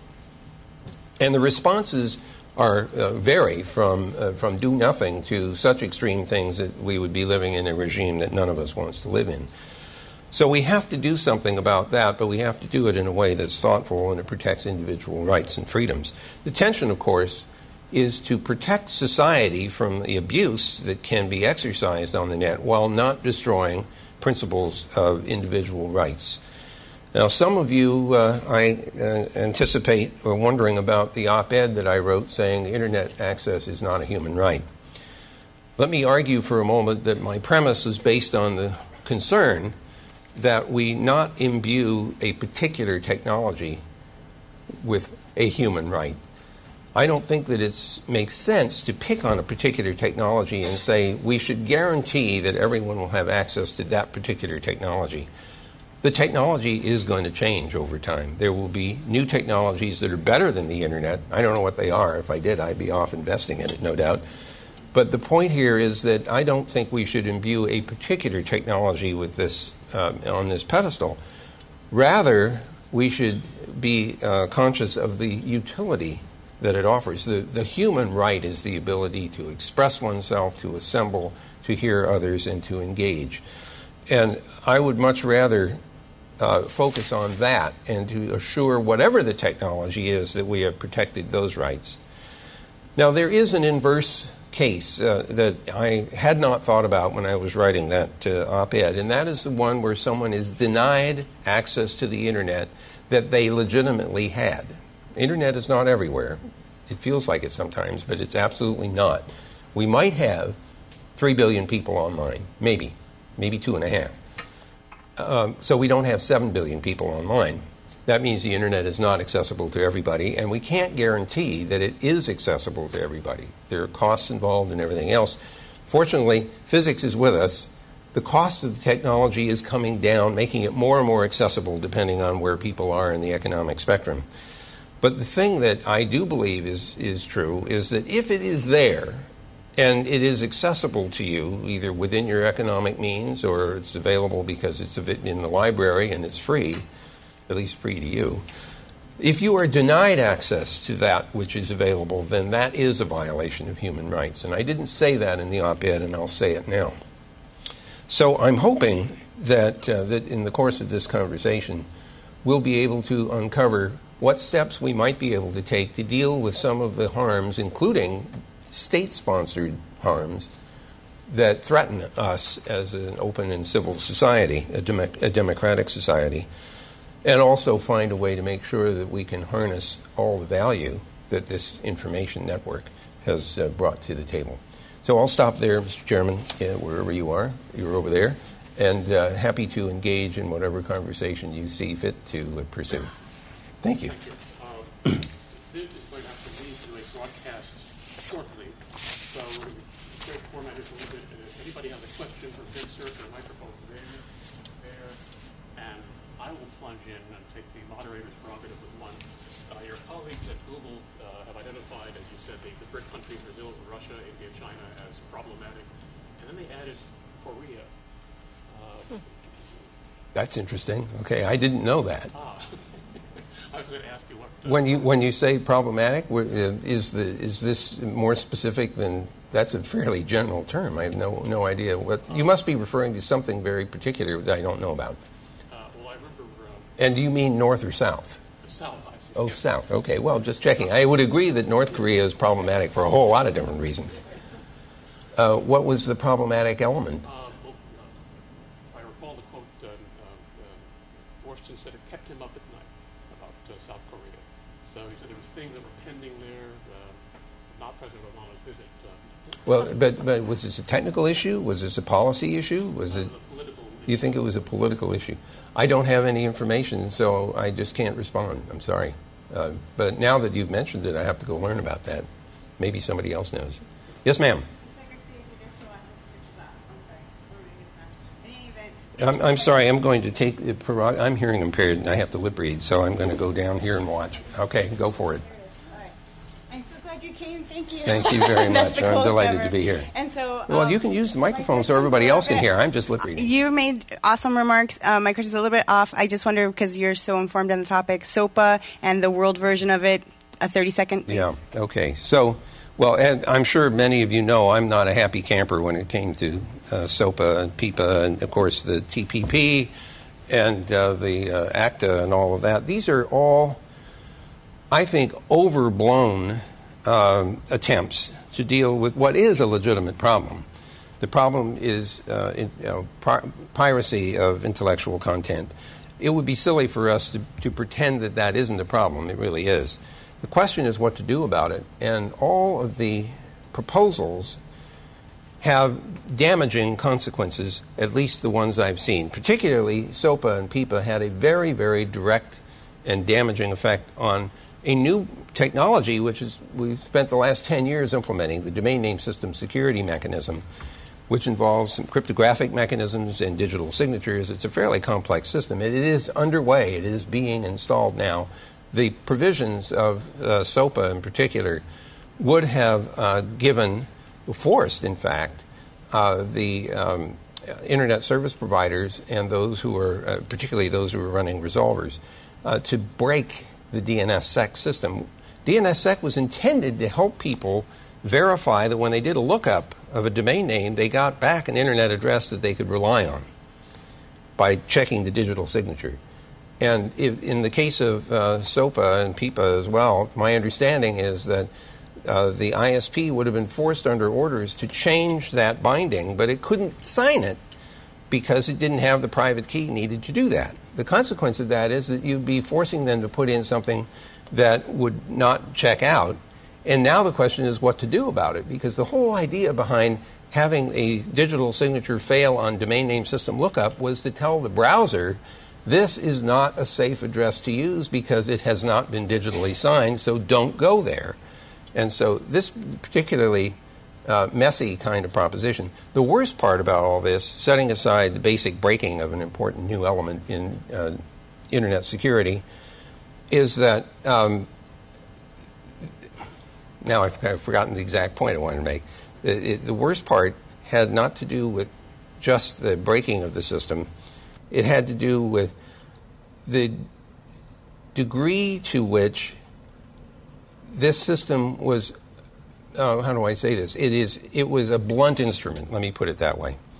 The mechanisms that are available to respond, like domain name seizures, tend to be so blunt that when you seize a domain and you prevent anyone from going to that particular domain, like foo.com, anything that was part of that domain is no longer accessible.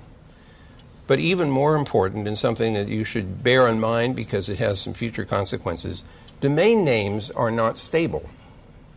People register domain names. If they don't keep paying for their annual registration for a domain name, it is no longer resolved. It goes back into the pool. It gets sold to somebody else.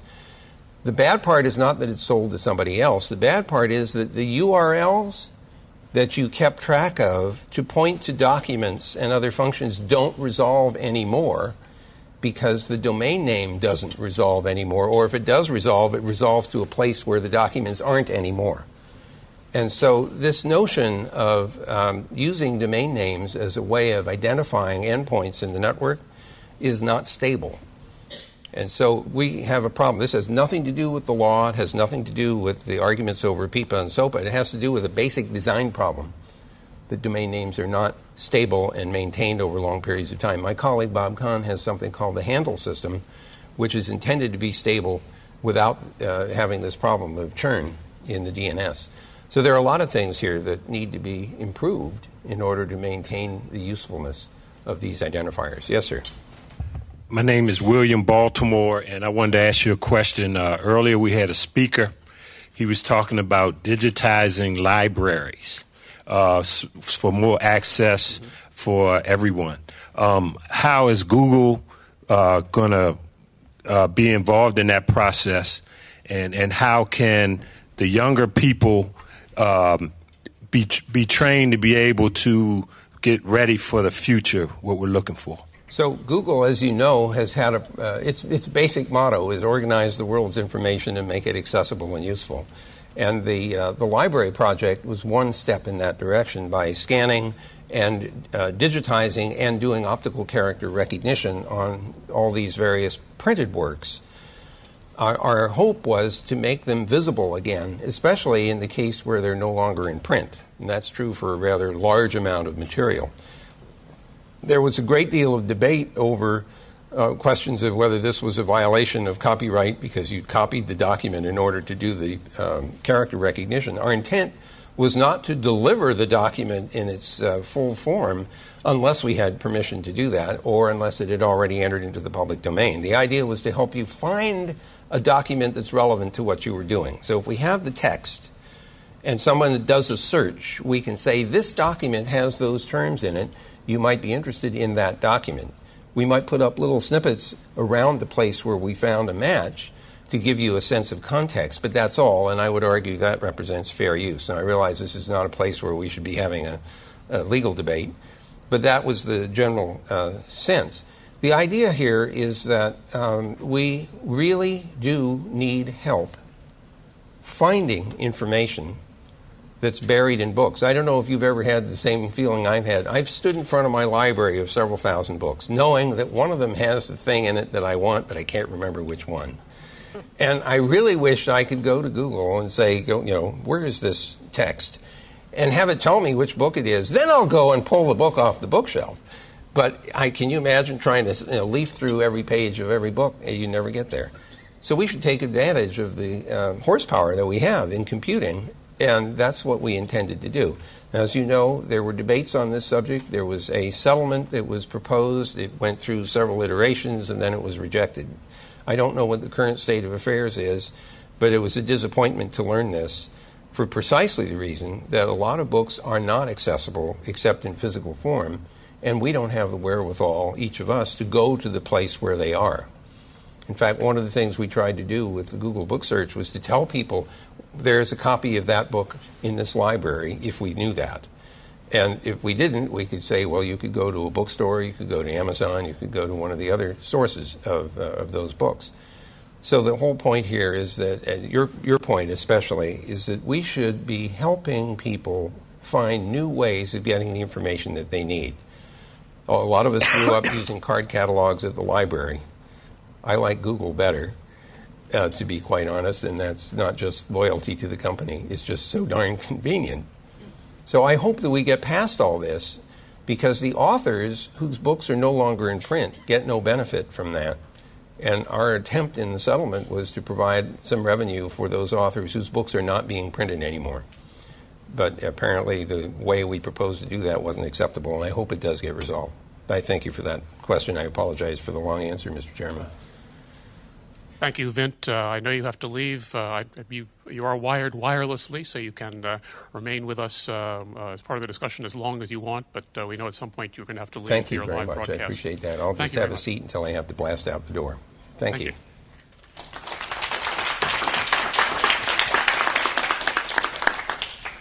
Now for our reports from the field, and I'll introduce our panelists in alphabetical order from, the audience is right to left. Jerry Eddings, who many of you are familiar with, who are familiar with the Freedom Forum and the Newseum, because for years she was the Africa director of the Freedom Forum based in Johannesburg. Before that, bureau chief for the Johannesburg bureau chief for the Baltimore Sun and U.S. News World Report. And now she is at the correct name of the International Center for Journalists. For journalists, no longer international journalists, no longer foreign journalists. Now it's International Center for Journalists, where she supervises the Knight Foundation programs in Africa and goes back and forth to Africa. Marguerite Sullivan, you've just also come back from Africa, but we're not going to call on you for Africa. You're the senior director of the Center for International Media Assistance, and as part of that, you've just supervised a quadrennial review, which has turned up some very interesting information on patterns of independent media around the world. And Arnold Zeitlin, also familiar to people in this building and with the Newseum and the Freedom Forum, former Asia director of the Freedom Forum based in Hong Kong, longtime correspondent in East and South Asia, and currently a visiting professor teaching journalism, correct? Yeah. U.S.-style journalism? There is no such thing. It's just journalism. We'll get to that. At Guangdong University of Foreign Studies in China. You'll see an ephemeral presence here labeled Guy Berger. Those of you who saw the early version of this program, that is one that was more than 2 days ago. expected Guy to appear on the screen from Paris. We were undone by daylight saving time. He could join us at 10 p.m. Paris time, but at 9 p.m. Paris time, which is what it is right now, 9:10 or so in Paris, he's in a meeting with ambassadors over what we assume must be a very good dinner in a very nice restaurant. So Guy is not with us. So, Jerry, why don't we start with you? Bring us up to date on what is happening with freedom of expression and freedom of information on the African continent. Thank you, Adam. I would be happy to do that.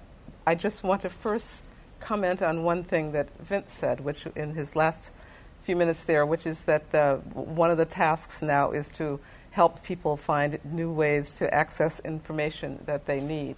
And that's a good deal of what we do at the International Center for Journalists, not only in Africa, where I supervise most of our programs, but around the world.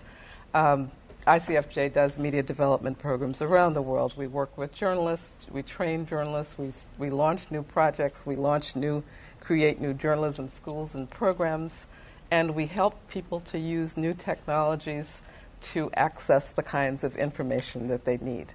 So that's very much to the point of what we do.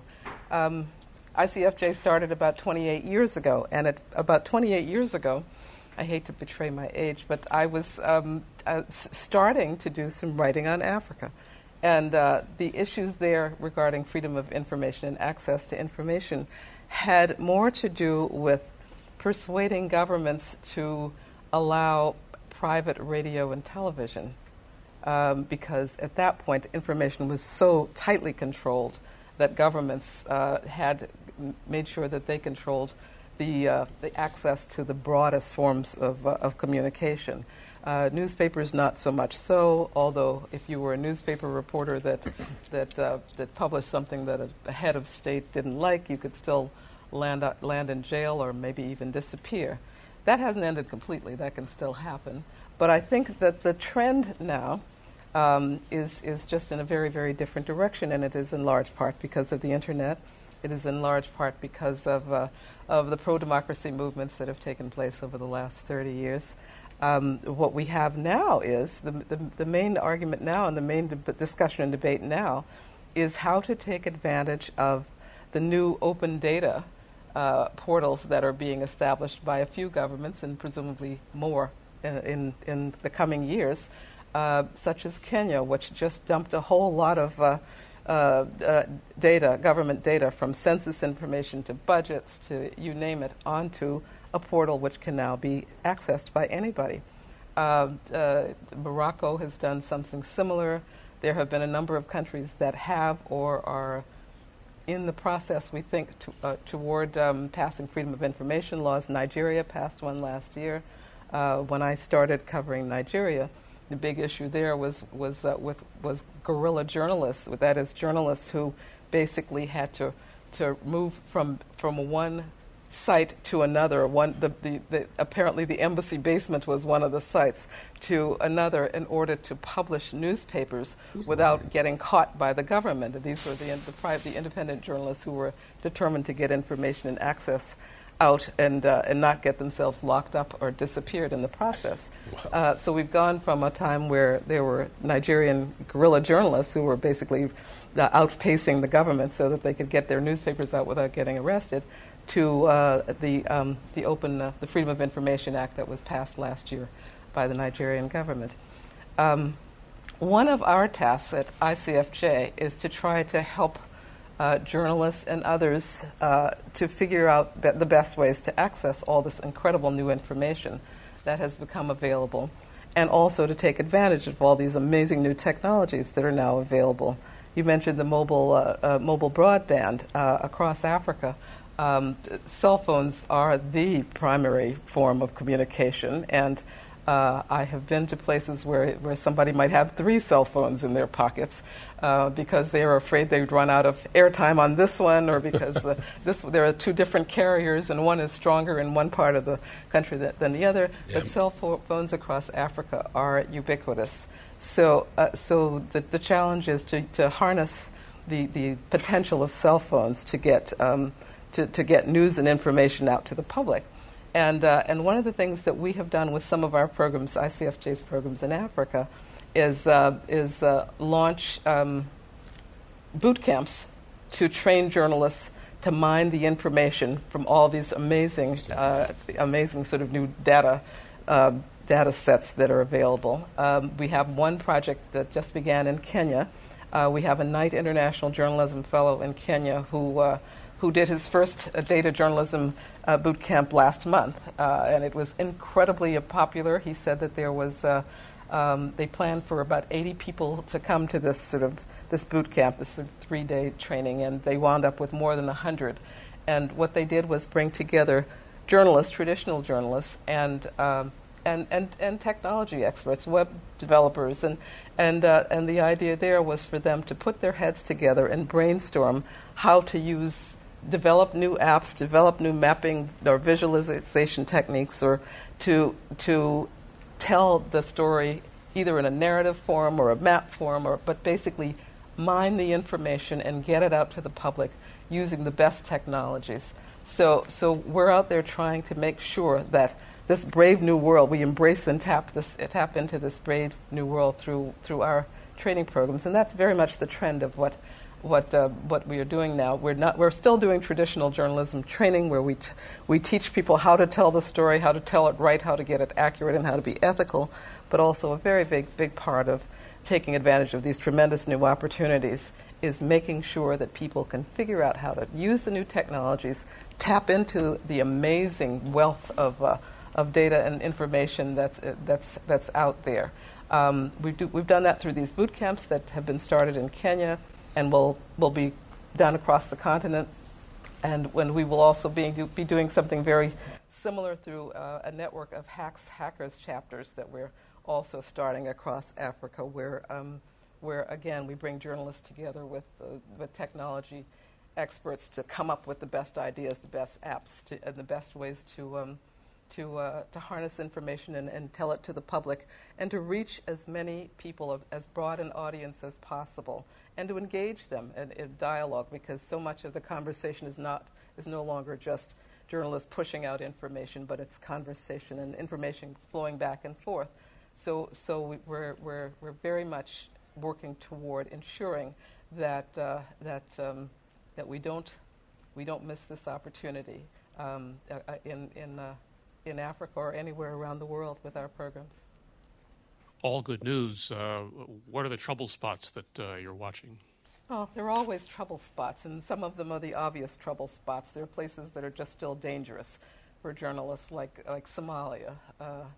It's incredibly dangerous for journalists, and there are places even like the Gambia where they're not dangerous, but it's difficult to get information out without getting into trouble with the government. That can be true to a certain degree in places like Ethiopia as well, which has always had sort of a tense relationship with the private media. The trouble spot that was unexpected, because so much of the world had such high hopes for it, is South Africa. South Africa, when Nelson Mandela was released and eventually became president, of course, had the most liberal freedom of expression laws on the continent, and some perhaps in the world. And they had well-trained and aggressive media, which actually helped to overturn apartheid. There's a secrecy law that has been passed by the parliament, was promoted by the ruling party, the African National Congress, which was the party that, of course, played a large role in ending apartheid. So there's a new secrecy law that is basically designed to put the government in a position to classify any information that they don't want to get out. And part of the reason for this is that there have been a number of government-related scandals that have actually gone all the way up to the top. And the reaction to very aggressive investigative journalism that has brought some of these scandals out has been to promote a secrecy law. It has been passed by Parliament. That's not the end of the day. There are still some more steps before, including the Constitutional Court there, before it really goes into effect. but it's a bit of a surprise and a bit of a disappointment to see South Africa in the position of having this kind of argument after everything we watched transpire there over a couple of decades. And looking around the room, Marguerite is one. I see at least three others in the room who were in Cape Town when that measure was introduced first into the South African Parliament. And it was introduced on a day when journalists from around Africa were having their annual meeting in Cape Town. So it was it was a masterpiece of bad timing. There was a big march on Parliament as a result. Marguerite, we're going to save you for last because you have a global report to summarize for us in 3 minutes, or is it 2 minutes 55 seconds? Okay. Arnold, you're just back from China, and that has been much mentioned this afternoon, and of course for months and years as a place of, at best, mixed news, and in some ways getting better, in some ways not. So what can you tell us about what you've seen firsthand in China and East Asia? Okay, we'll focus on China then. I just got back, and jet lag usually hits me about 4 o'clock, so I'm not sure I'm going to be responsible for anything I say. I always, in discussing China in the United States or anywhere else, including China, start with this little mantra. You must never forget that China is a one-party totalitarian police state. But that's not the whole story. With that, I'll focus principally on the impact of the Internet. I mean, it's astonishing the amount of information that is available to Chinese of this generation. It's incredible. There's a tremendous suppression. There's huge institutional organizations designed to prevent the free flow of information. But Chinese have been going around this so-called firewall for a generation now. They're very good at it. China, in other respects, has used the Internet perhaps as a tool, as a weapon. But what I found in my 2 months, I've just come back from 2 months living in Guangzhou, where I've been teaching at a university. I visited Shanghai and Beijing, also met university students in those towns as well. Tremendous ferment is going on. As the government has increased its efforts to suppress information and control information, more information seems to get out. People are more willing to discuss topics that previously were just not heard of. I was astonished in my travels, in my discussions with students, discussions with my colleagues at the universities, discussion with family members, for that matter. The willingness that people were able to criticize, sometimes quite caustically, government actions, it was astonishing. I couldn't tell really if it was because of the changing environment in China or the fact that after 10 years people were willing to discuss with me things they would not have said to a foreigner before. But it was remarkable. The topic that was on everybody's list when we were talking about these things was a instrument called Weibo, which is the Chinese version of Twitter, which is banned in China, although some Chinese do have access to it. But Weibo has, in the past 2 years, made a tremendous impact on the free flow of information, partly because in 140 Chinese characters, you can say a lot more than you can say in 140 ordinary alphabet figures. The government now is trying to control Weibo. For example, while I was there, it is now requiring users of Weibo to register with their real names, so presumably people can be traced. But even that is not having much of an effect. I got an email this morning from a student in Beijing let's see. He says here,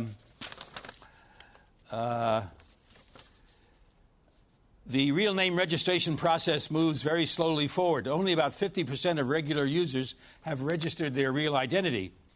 An unnamed Weibo manager said that such decisions was made simply because they don't want to lose users. They are trickily boycotting the real name policy, which is good for me, considering that my trip on Weibo might last for a bit longer. He was reluctant to give his real name, so he was going to withdraw. So he's very happy to do this. Another student, also from Shanghai, I spoke and discussed some of the restrictions on the Internet and Weibo and other forms of information distribution. And she said, it is wise and more relaxed to mainly focus on the freedom of the microblog part. She's talking about Weibo.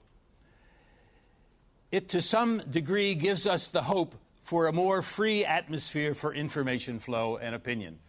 This is the general tone that I heard all through my travels in China. How the leadership is going to deal with this is a question for the new gang that is going to start taking over in October or November when the present regime, the present leadership, the 9 men who are on the standing committee of the Politburo step down and the new people take over. You've had a taste of Xi Jinping, who was here only a month ago. I doubt very much if there will be a major change. If you notice during his trip here, he didn't meet the press and did not accept questions. In fact, embarrassed the Washington Post by giving what the Post later apologized for were standard answers in writing to questions they put to him. I have a lot of hope in these young people because they're going to demand more and more. I also found a great deal of resignation among young people that they cannot do anything. But I feel that eventually there will be a swelling of resentment against controls. However, I believe that the leadership in China would no more give up control of the media and channels of information than they would give up control of the People's Liberation Army. I think that control is important as controlling the military in keeping the Communist Party in power in China. And with that, I'll stop, hoping that there might be some questions that we can discuss other things. I will stop to say one thing. The Foreign News Corps in Beijing and other cities, Shanghai, people who I've come to know over the past 10 years, are doing a terrific job. I told Adam before we came here about one Reuters correspondent who keeps 3 different cell phones. He knows he's being watched, makes all his telephone calls from restaurants so they can't be traced, tries to protect his sources, tries to avoid being beaten up. These are very courageous people. And in fact, a lot of people don't realize this, but there are a lot of courageous Chinese journalists, at least 40 of whom are in jail for what they have tried to write. And although there are many journalists who knuckle down to the system, there are many, many others, including many young ones, pushing the envelope, and that's a good sign. That's it. Thank you. Thank you. Now to Marguerite. Could I just make one comment to reinforce what Arnold was saying? First of all, there are almost 500 million Chinese now on the net. Is this not turned on? How many engineers does it take to turn on a microphone? Okay, so there are 500 million Chinese online now, and there's huge investment both in what might pass for the private sector and government there. And that's very significant in 2 respects. First of all, it recognizes the utility of the system, despite the constraints and concerns that the government has.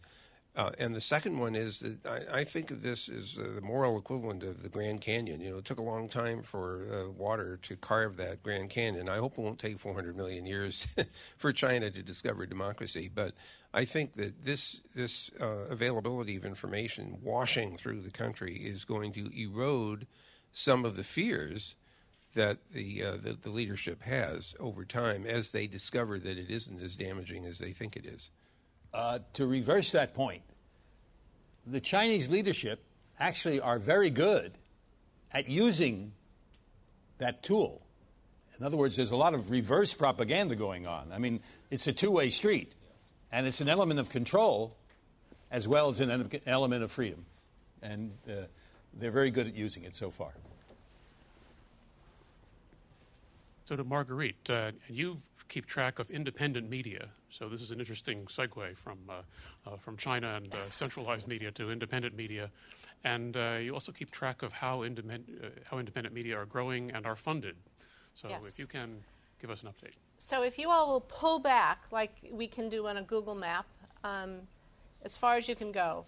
I'm here today to take a global perspective and to give you some good news and some bad news. And before I do either, let me just say the Center for International Media Assistance, also referred to as CIMA, that I run, is at the National Endowment for Democracy.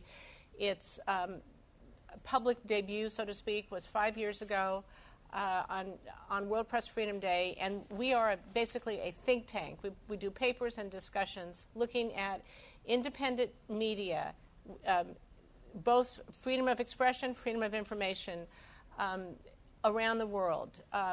The legal environment, the professionalization of journalists, media literacy, et cetera, all the factors that go into an independent media.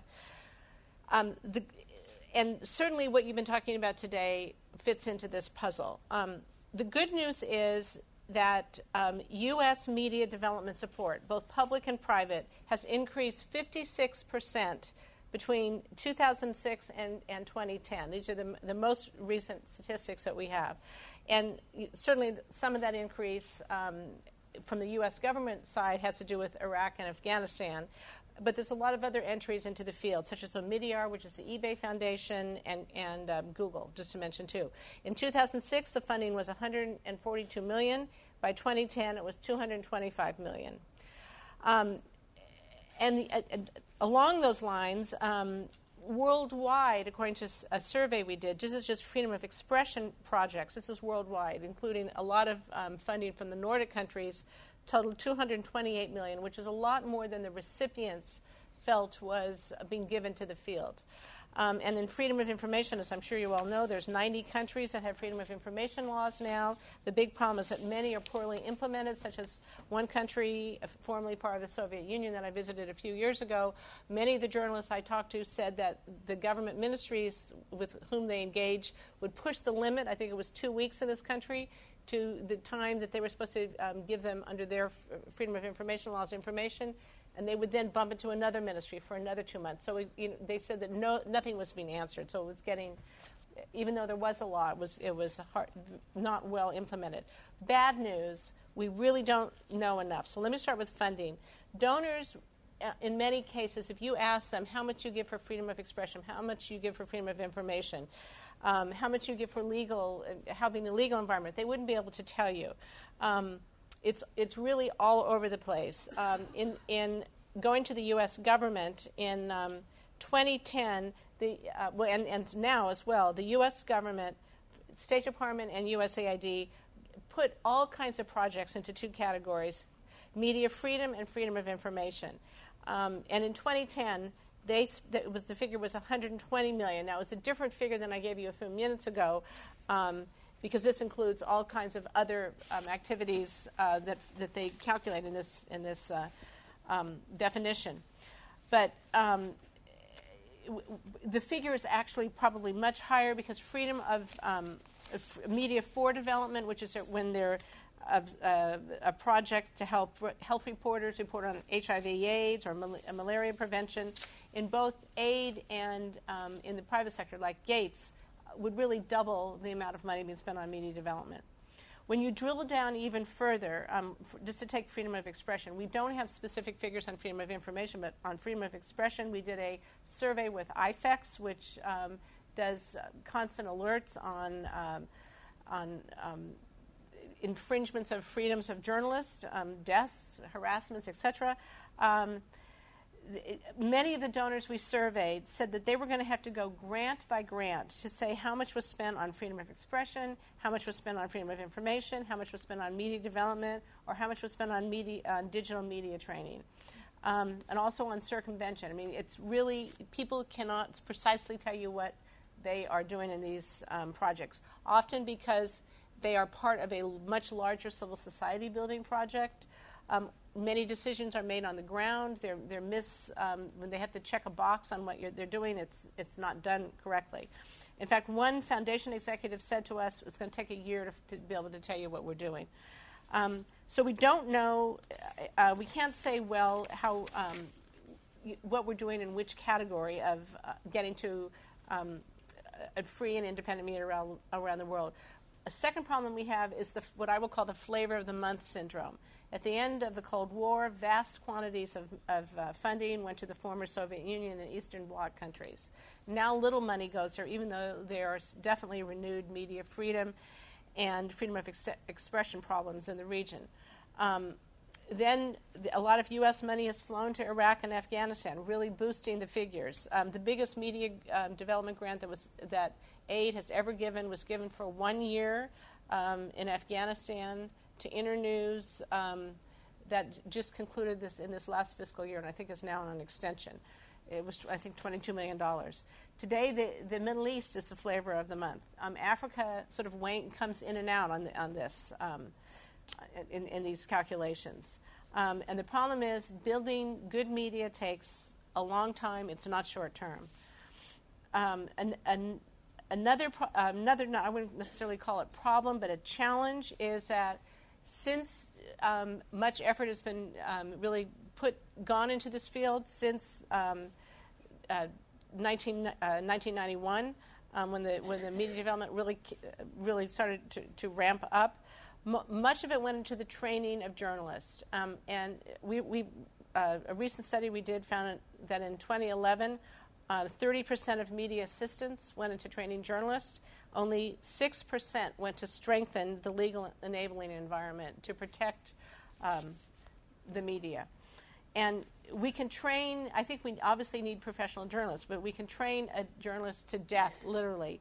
But unless there are systems of laws and legal processes to support freedom of expression and freedom of information, we will never get to where we want to go. And this brings me to my last point. I think the many donors in the fields of freedom of expression, freedom of information,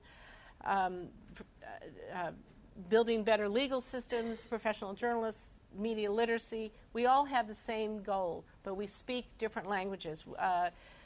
We recently were involved in a survey that involved DFID, USAID, the Swedes, the World Bank, a number of different donor agencies, donor groups. And what we found was that nobody is speaking the same languages. We compared a lot of their log frames, which is what they're using to do assessments. And they use all kinds of words from gold to super gold. We certainly know outcome indicators, but it's really all over the place.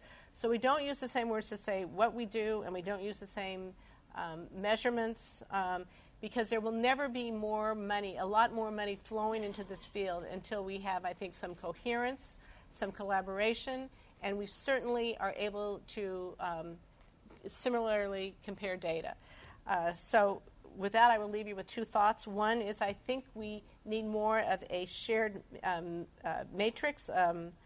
Even though we want to tweak program, we want a system where you can tweak a program by program, but we need a comparison. We need a way to be able to compare our data, and we certainly need more of a non-competitive means in which to share data.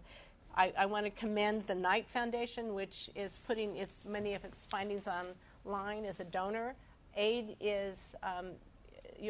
is apparently going to start doing this, and an implementer that's doing this is Search for Common Ground. And I think it's very important. That's the way you learn best practices, and another way that you learn what doesn't work.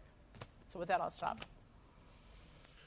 Thank you, and we invite your questions and comments. There's a microphone there, and I guess I'm holding the microphone over there, so I'll walk back and replace it. And why don't you ask the first question? I'm Toby McIntosh. I write freedominfo.org, where we try to follow international FOIA developments particularly. And one of the things I notice, particularly as I watch in Africa, is how poor the journalism is about the potential FOIA laws and what's going on around the advocacy for it. And it's really awful. They're not asking great questions of government officials who are delaying these things. It took 12 years in Nigeria, et cetera. You know how difficult these struggles are. And so that was sort of one observation I'd be interested in your comments are on. And the second point is, as excited as people are about open data, I wonder if sometimes our efforts are getting a little overblown on the open data side, instead of sticking with some of the points that you were talking about in terms of the the proper legal environment. And I'm particularly interested in the FOIA side of things. But in Kenya, they have the new database, but they also don't have a FOIA law now yet under the Constitution, and there was just a rather bad court decision, et cetera. So I'd be interested in your observations on those points. Thank you very much for your presentations. Sounds like a question for Jared. I think that's probably a question for me, and I appreciate the question. But you know what? Since we began talking, the Knight International Journalism Fellow that actually is leading our projects, the boot camp, the data journalism boot camps, as well as the hacks and hackers chapters that are being developed around the continent to take advantage of new technologies, actually joined us. He is a Knight. He is based in South Africa. He is South African. His name is Justin Arnstein, and he is in town because he's just recently attended the South by Southwest conference in Austin, and he's passing through. And I actually, if I'm allowed to do this, would like to ask Justin to talk about that issue, because he really is the expert on the ground who is dealing with the how to best take advantage of the data and how to deal with the situation, as you pointed out, where the information is there but the Freedom of Information law has not been passed. Am I allowed to do that? Justin, can I ask you to do that? I think it's a resource that is a more valuable one than me at the moment. Ambushed, huh? Ambushed. Hi, my name is Justin. I'm an investigative journalist, so freedom of access to information is very, very important for the work that I've always done. But I don't think that there's a conflict between open data and investigative journalism. The open data we're using is almost a foil for when we get refused access to information. So the information that's been opened up in the case of Kenya and elsewhere is some local data, but more importantly, it's all the international data that our governments are forced to supply to things like the UN, the World Bank, and so forth. They don't release that information to their own citizens, but because of their funding agreements and their bilateral treaties, are often forced to release expenditure, procurement, and delivery information. So the idea is to provide that information to journalists on the ground in a digestible format that they can use it to test local governments and hold both corporates, in the case of South Africa and Kenya, but also governments accountable for what they claim to be delivering. In terms of freedom of information, we've seen encouraging gains in parts of Africa, but we've seen incredibly worrying retreats in places like South Africa. Kenya is actually one of the bright spot points in our analysis, where there's a constitutional process that's engendering a lot of civic engagement in the way that government works and the importance of information as a decision-making tool for ordinary citizens. And by giving them access to information about how your local school operates, how aid funding is used to build bridges or not build bridges, is actually starting to teach people that this information that government holds impacts on you in a very personal way. It's not just policy-driven information that's important, and that information or free access to information is not just a journalistic right. It's a right of all citizens in a country. So I think that there's good synergies between the two of them. The process rolls out very differently in different countries. In places like Ghana, there seems to be more of a focus on the new oil wealth and how that's going to be used to either benefit or not benefit the country, and trying to avoid some of the mistakes made in neighboring countries like Nigeria. In places like Kenya, it's a more kind of almost traditional or classical American application of open data. It's expenditure and kind of government statistics. And I think that what happens is Africa is a very big place to ask that question of. So it has different meanings in the different kind of social dynamics and ecosystems across the continent. But they're very powerful tools. You also write, someone mentioned that journalists are particularly bad at campaigning for these things.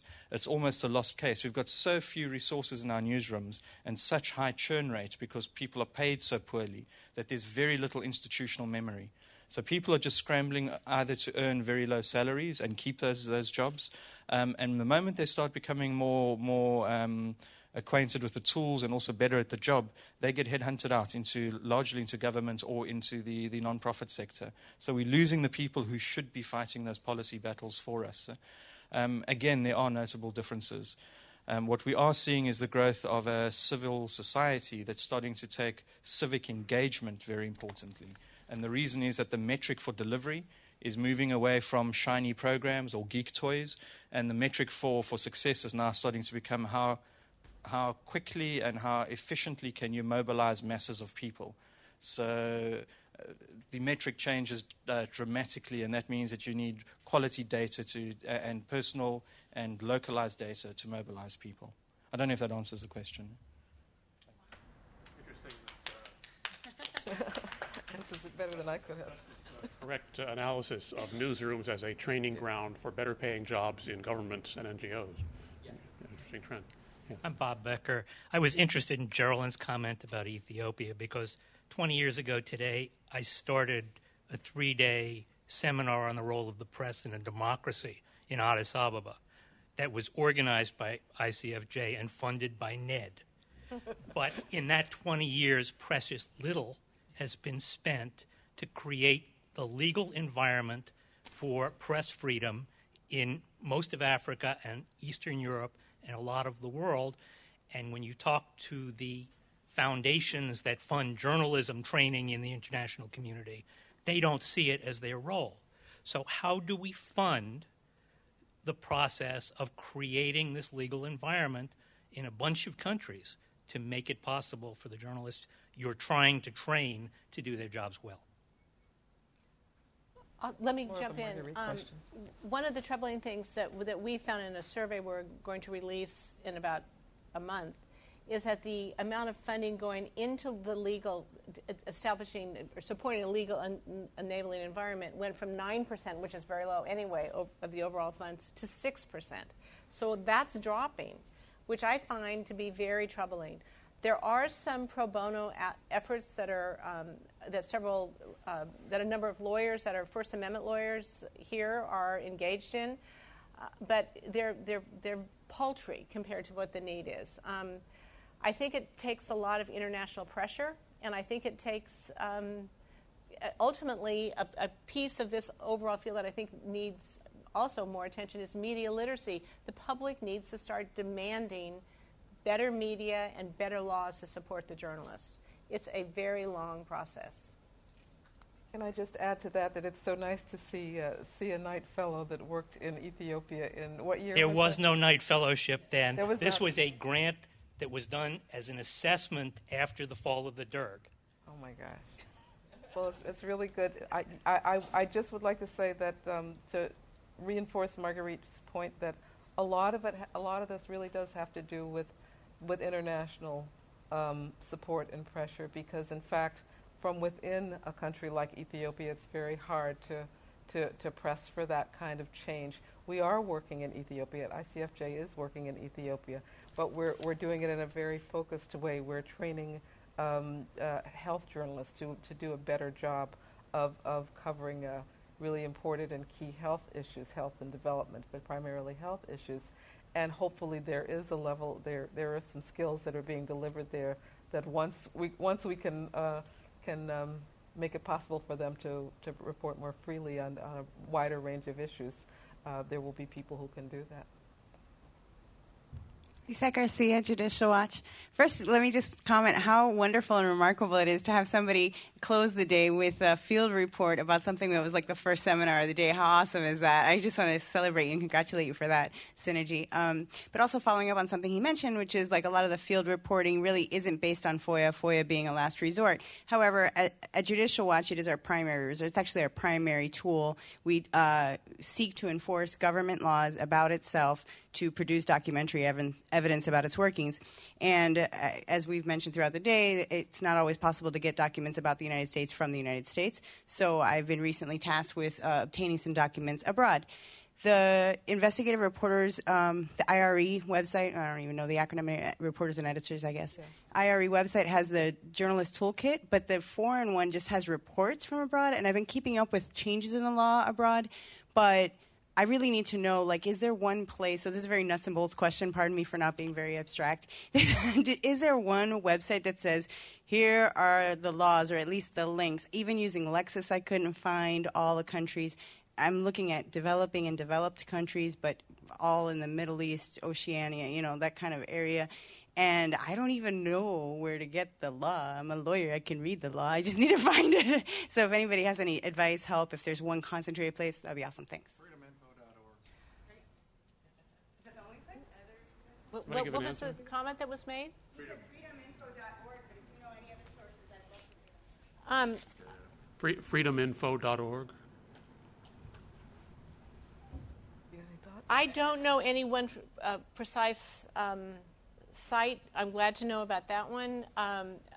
I know that there is an effort more on the action side to help journalists at the Source Foundation. The Open Society Foundation has started in their effort that they're supporting is in London, and they're trying to do on the other side, not just the information, but actually helping people. I don't have their email right now, but I can certainly get it to people who want it, because that's also very important. I have to take the moderator's prerogative and ask Arnold a question that a number of people have asked me about the work of you and others in China. You've been training journalists for a number of years. Actually, I remember we did a program in Cambodia training journalists from Burma because they could get permission to go to Cambodia, but they couldn't get permission to go to Thailand, certainly not to Hong Kong. After all of these journalists have been trained, whether students in China or others, and they go back to their newsrooms, what then? They live with it. They try to push the envelope. It's something they've wanted to do from the beginning. Kids who go into journalism in China are very much like kids who go into journalism in the United States. They want to tell stories. They want to have an impact on their community. They want to travel. So they're very, very similar in their desire to be journalists. When I first went to China, I wondered if the students I would meet would be somewhat robotic. But I found that they weren't. They were entirely aware of what goes on. But this is the way they want to live. This is the way they want to earn their living. I have dozens of stories of what happens. I'll give you one. A student of mine called me. She working for a tabloid newspaper in Guangzhou after graduation. She wanted to do a story on American couples who come to China to adopt babies. A very good human interest story. She asked me if I could put her in touch with American couples who did adopt babies. And I knew a few in the United States. On her behalf, I got in touch with them. They would be very happy to talk to her. She went to her editor with this story, and he said, we can't use it. It's not a story that the party or the newspaper wants published. So she couldn't do it. Well, she didn't leave the office in a huff. She went on to do other things. I have students who they come to work every day and they make up the front page of the Nanfeng Daily, one of the big newspapers in Guangzhou. He's doing something he likes very much. I asked him, what do you plan to do? He says, I have no plan. I'm enjoying what I'm doing. Yes, he realizes that there are restrictions on the newspaper. There are stories they cannot print. But he's a journalist. He wants to get on with it. He's not going to campaign to end these restrictions because he doesn't feel that he's going to have much of an impact. But there are people who do. I have a student in Beijing who works for a website, and he puts stories on that website that he knows are not going to last. Excuse me. In 3 hours, they're gone, but he keeps putting them on. So that's his contribution. You can multiply these stories 10, 15, 20 times over. Maybe they will have an impact. As I said before, I'm not so sure that the leadership in China are ever going to give up the tight control they have on the flow of information in China. But there are people who keep trying. These students they want freedom to express themselves, and they try as much as they can to do it. A lot of students come to the United States. I've got about a dozen in this country now who are going to school, who get out of journalism, they go into marketing. There's one I just had over the weekend. She came up to visit with her mother, and she's studying information technology in Florida. She was a very good young journalist, but she wants to learn this so she can go back to China, she says, and go into the business side of journalism. So, I mean, these people have individual desires that maybe when you add them all up, they will have some impact on the free flow of information in China. You have the last. Just like to know, in China and maybe elsewhere, if few people can tell me, if because of cultural differences, is the definition of what's newsworthy different on the part of journalists, editors, and reporters? And does that mean the kinds of stories you're going to see or the viewpoints that are going to get expressed are they going to be quite different than they are here? I would imagine so, but explain. I spoke in Shanghai, and one of the questions was, what are news values? I tend to take a utilitarian view that news in China is pretty much news in the United States or vice versa.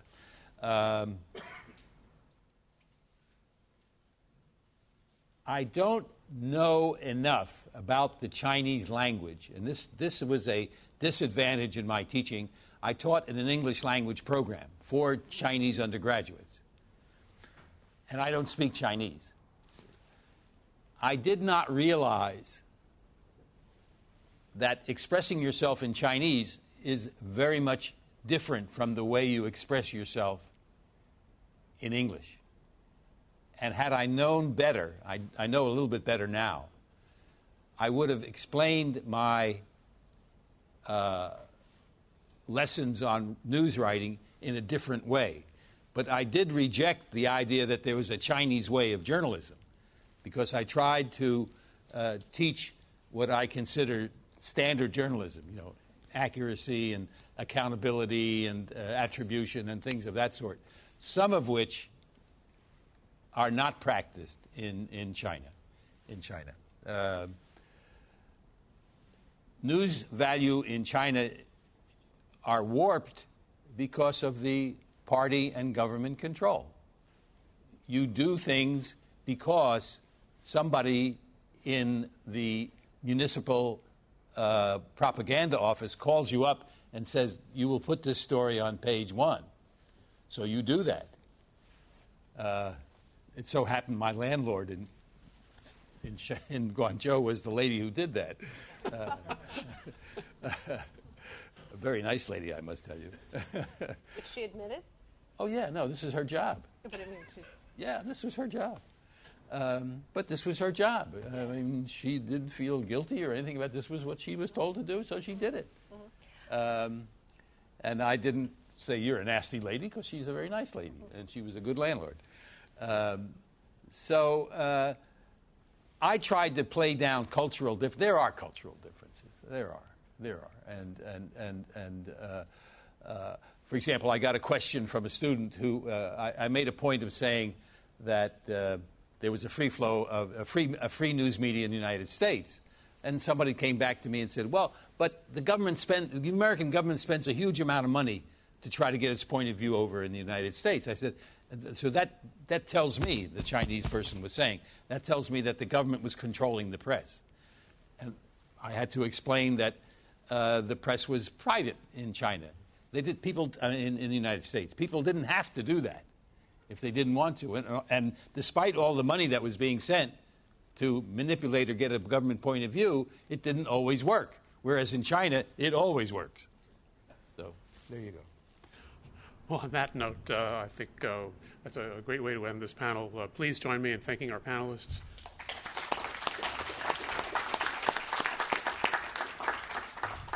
And thanks again to Gene Policinski. Thank you, Adam. That went well. Yeah.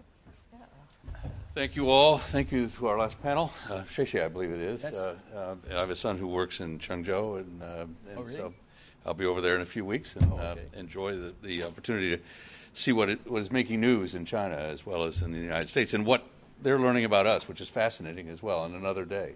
Good to see Jerry. Margaret, thank you for being here. In an extraordinary day here, I think, in which we've explored a very vast range of freedom of information issues. A bit of breaking news. And maybe it harkens to the Chinese theory, we will not be seeing video of the Supreme Court when they hear the health care issue on March 26th to the 28th. But the court will release audio videotapes same day. So perhaps a nod to Brother Madison's birthday after all from the court. But again, thank you to all of you, those of you who were here early in the day and have stayed through. Thank you to all of our various participants and partners, particularly OpenTheGovernment.org, for joining us with their annual program of wrapping up Sunshine Week. Congratulations and thanks to the American Society of News Editors, ASNE, and the Reporters Committee for Freedom of the Press for their job on Sunshine Week and for their support of this day particularly. And again, I encourage you to go to that website and take a look at all the vast range of activities that have gone on during Sunshine Week. One more mention of One for All and its attempt to engage Americans on a very broad level about education about the First Amendment. We're really pleased that you could be with us today at the Knight Center at the Newseum.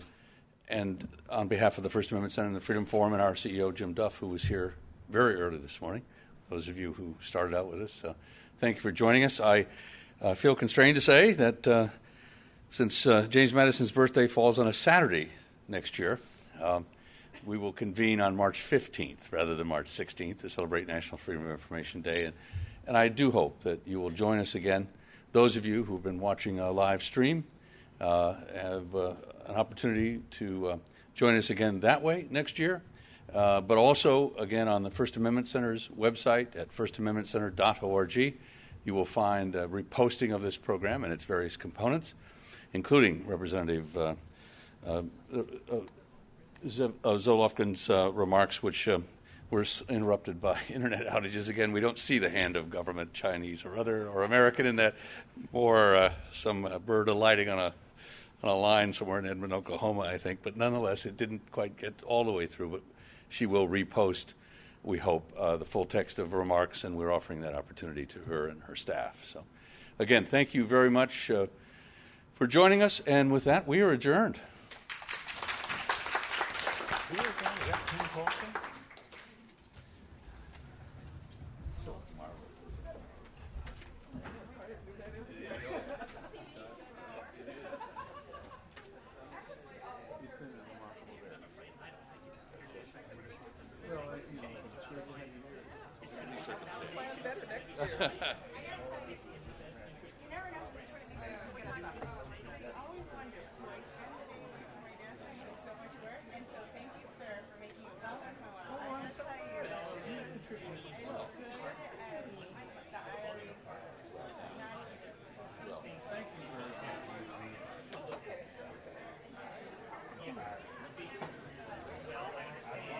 Yeah, I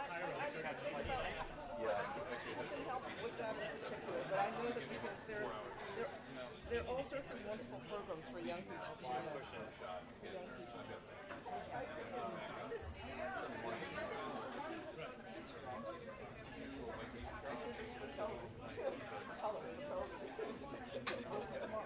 Hopefully the weather, I always find weather issues when I fly to Charlotte.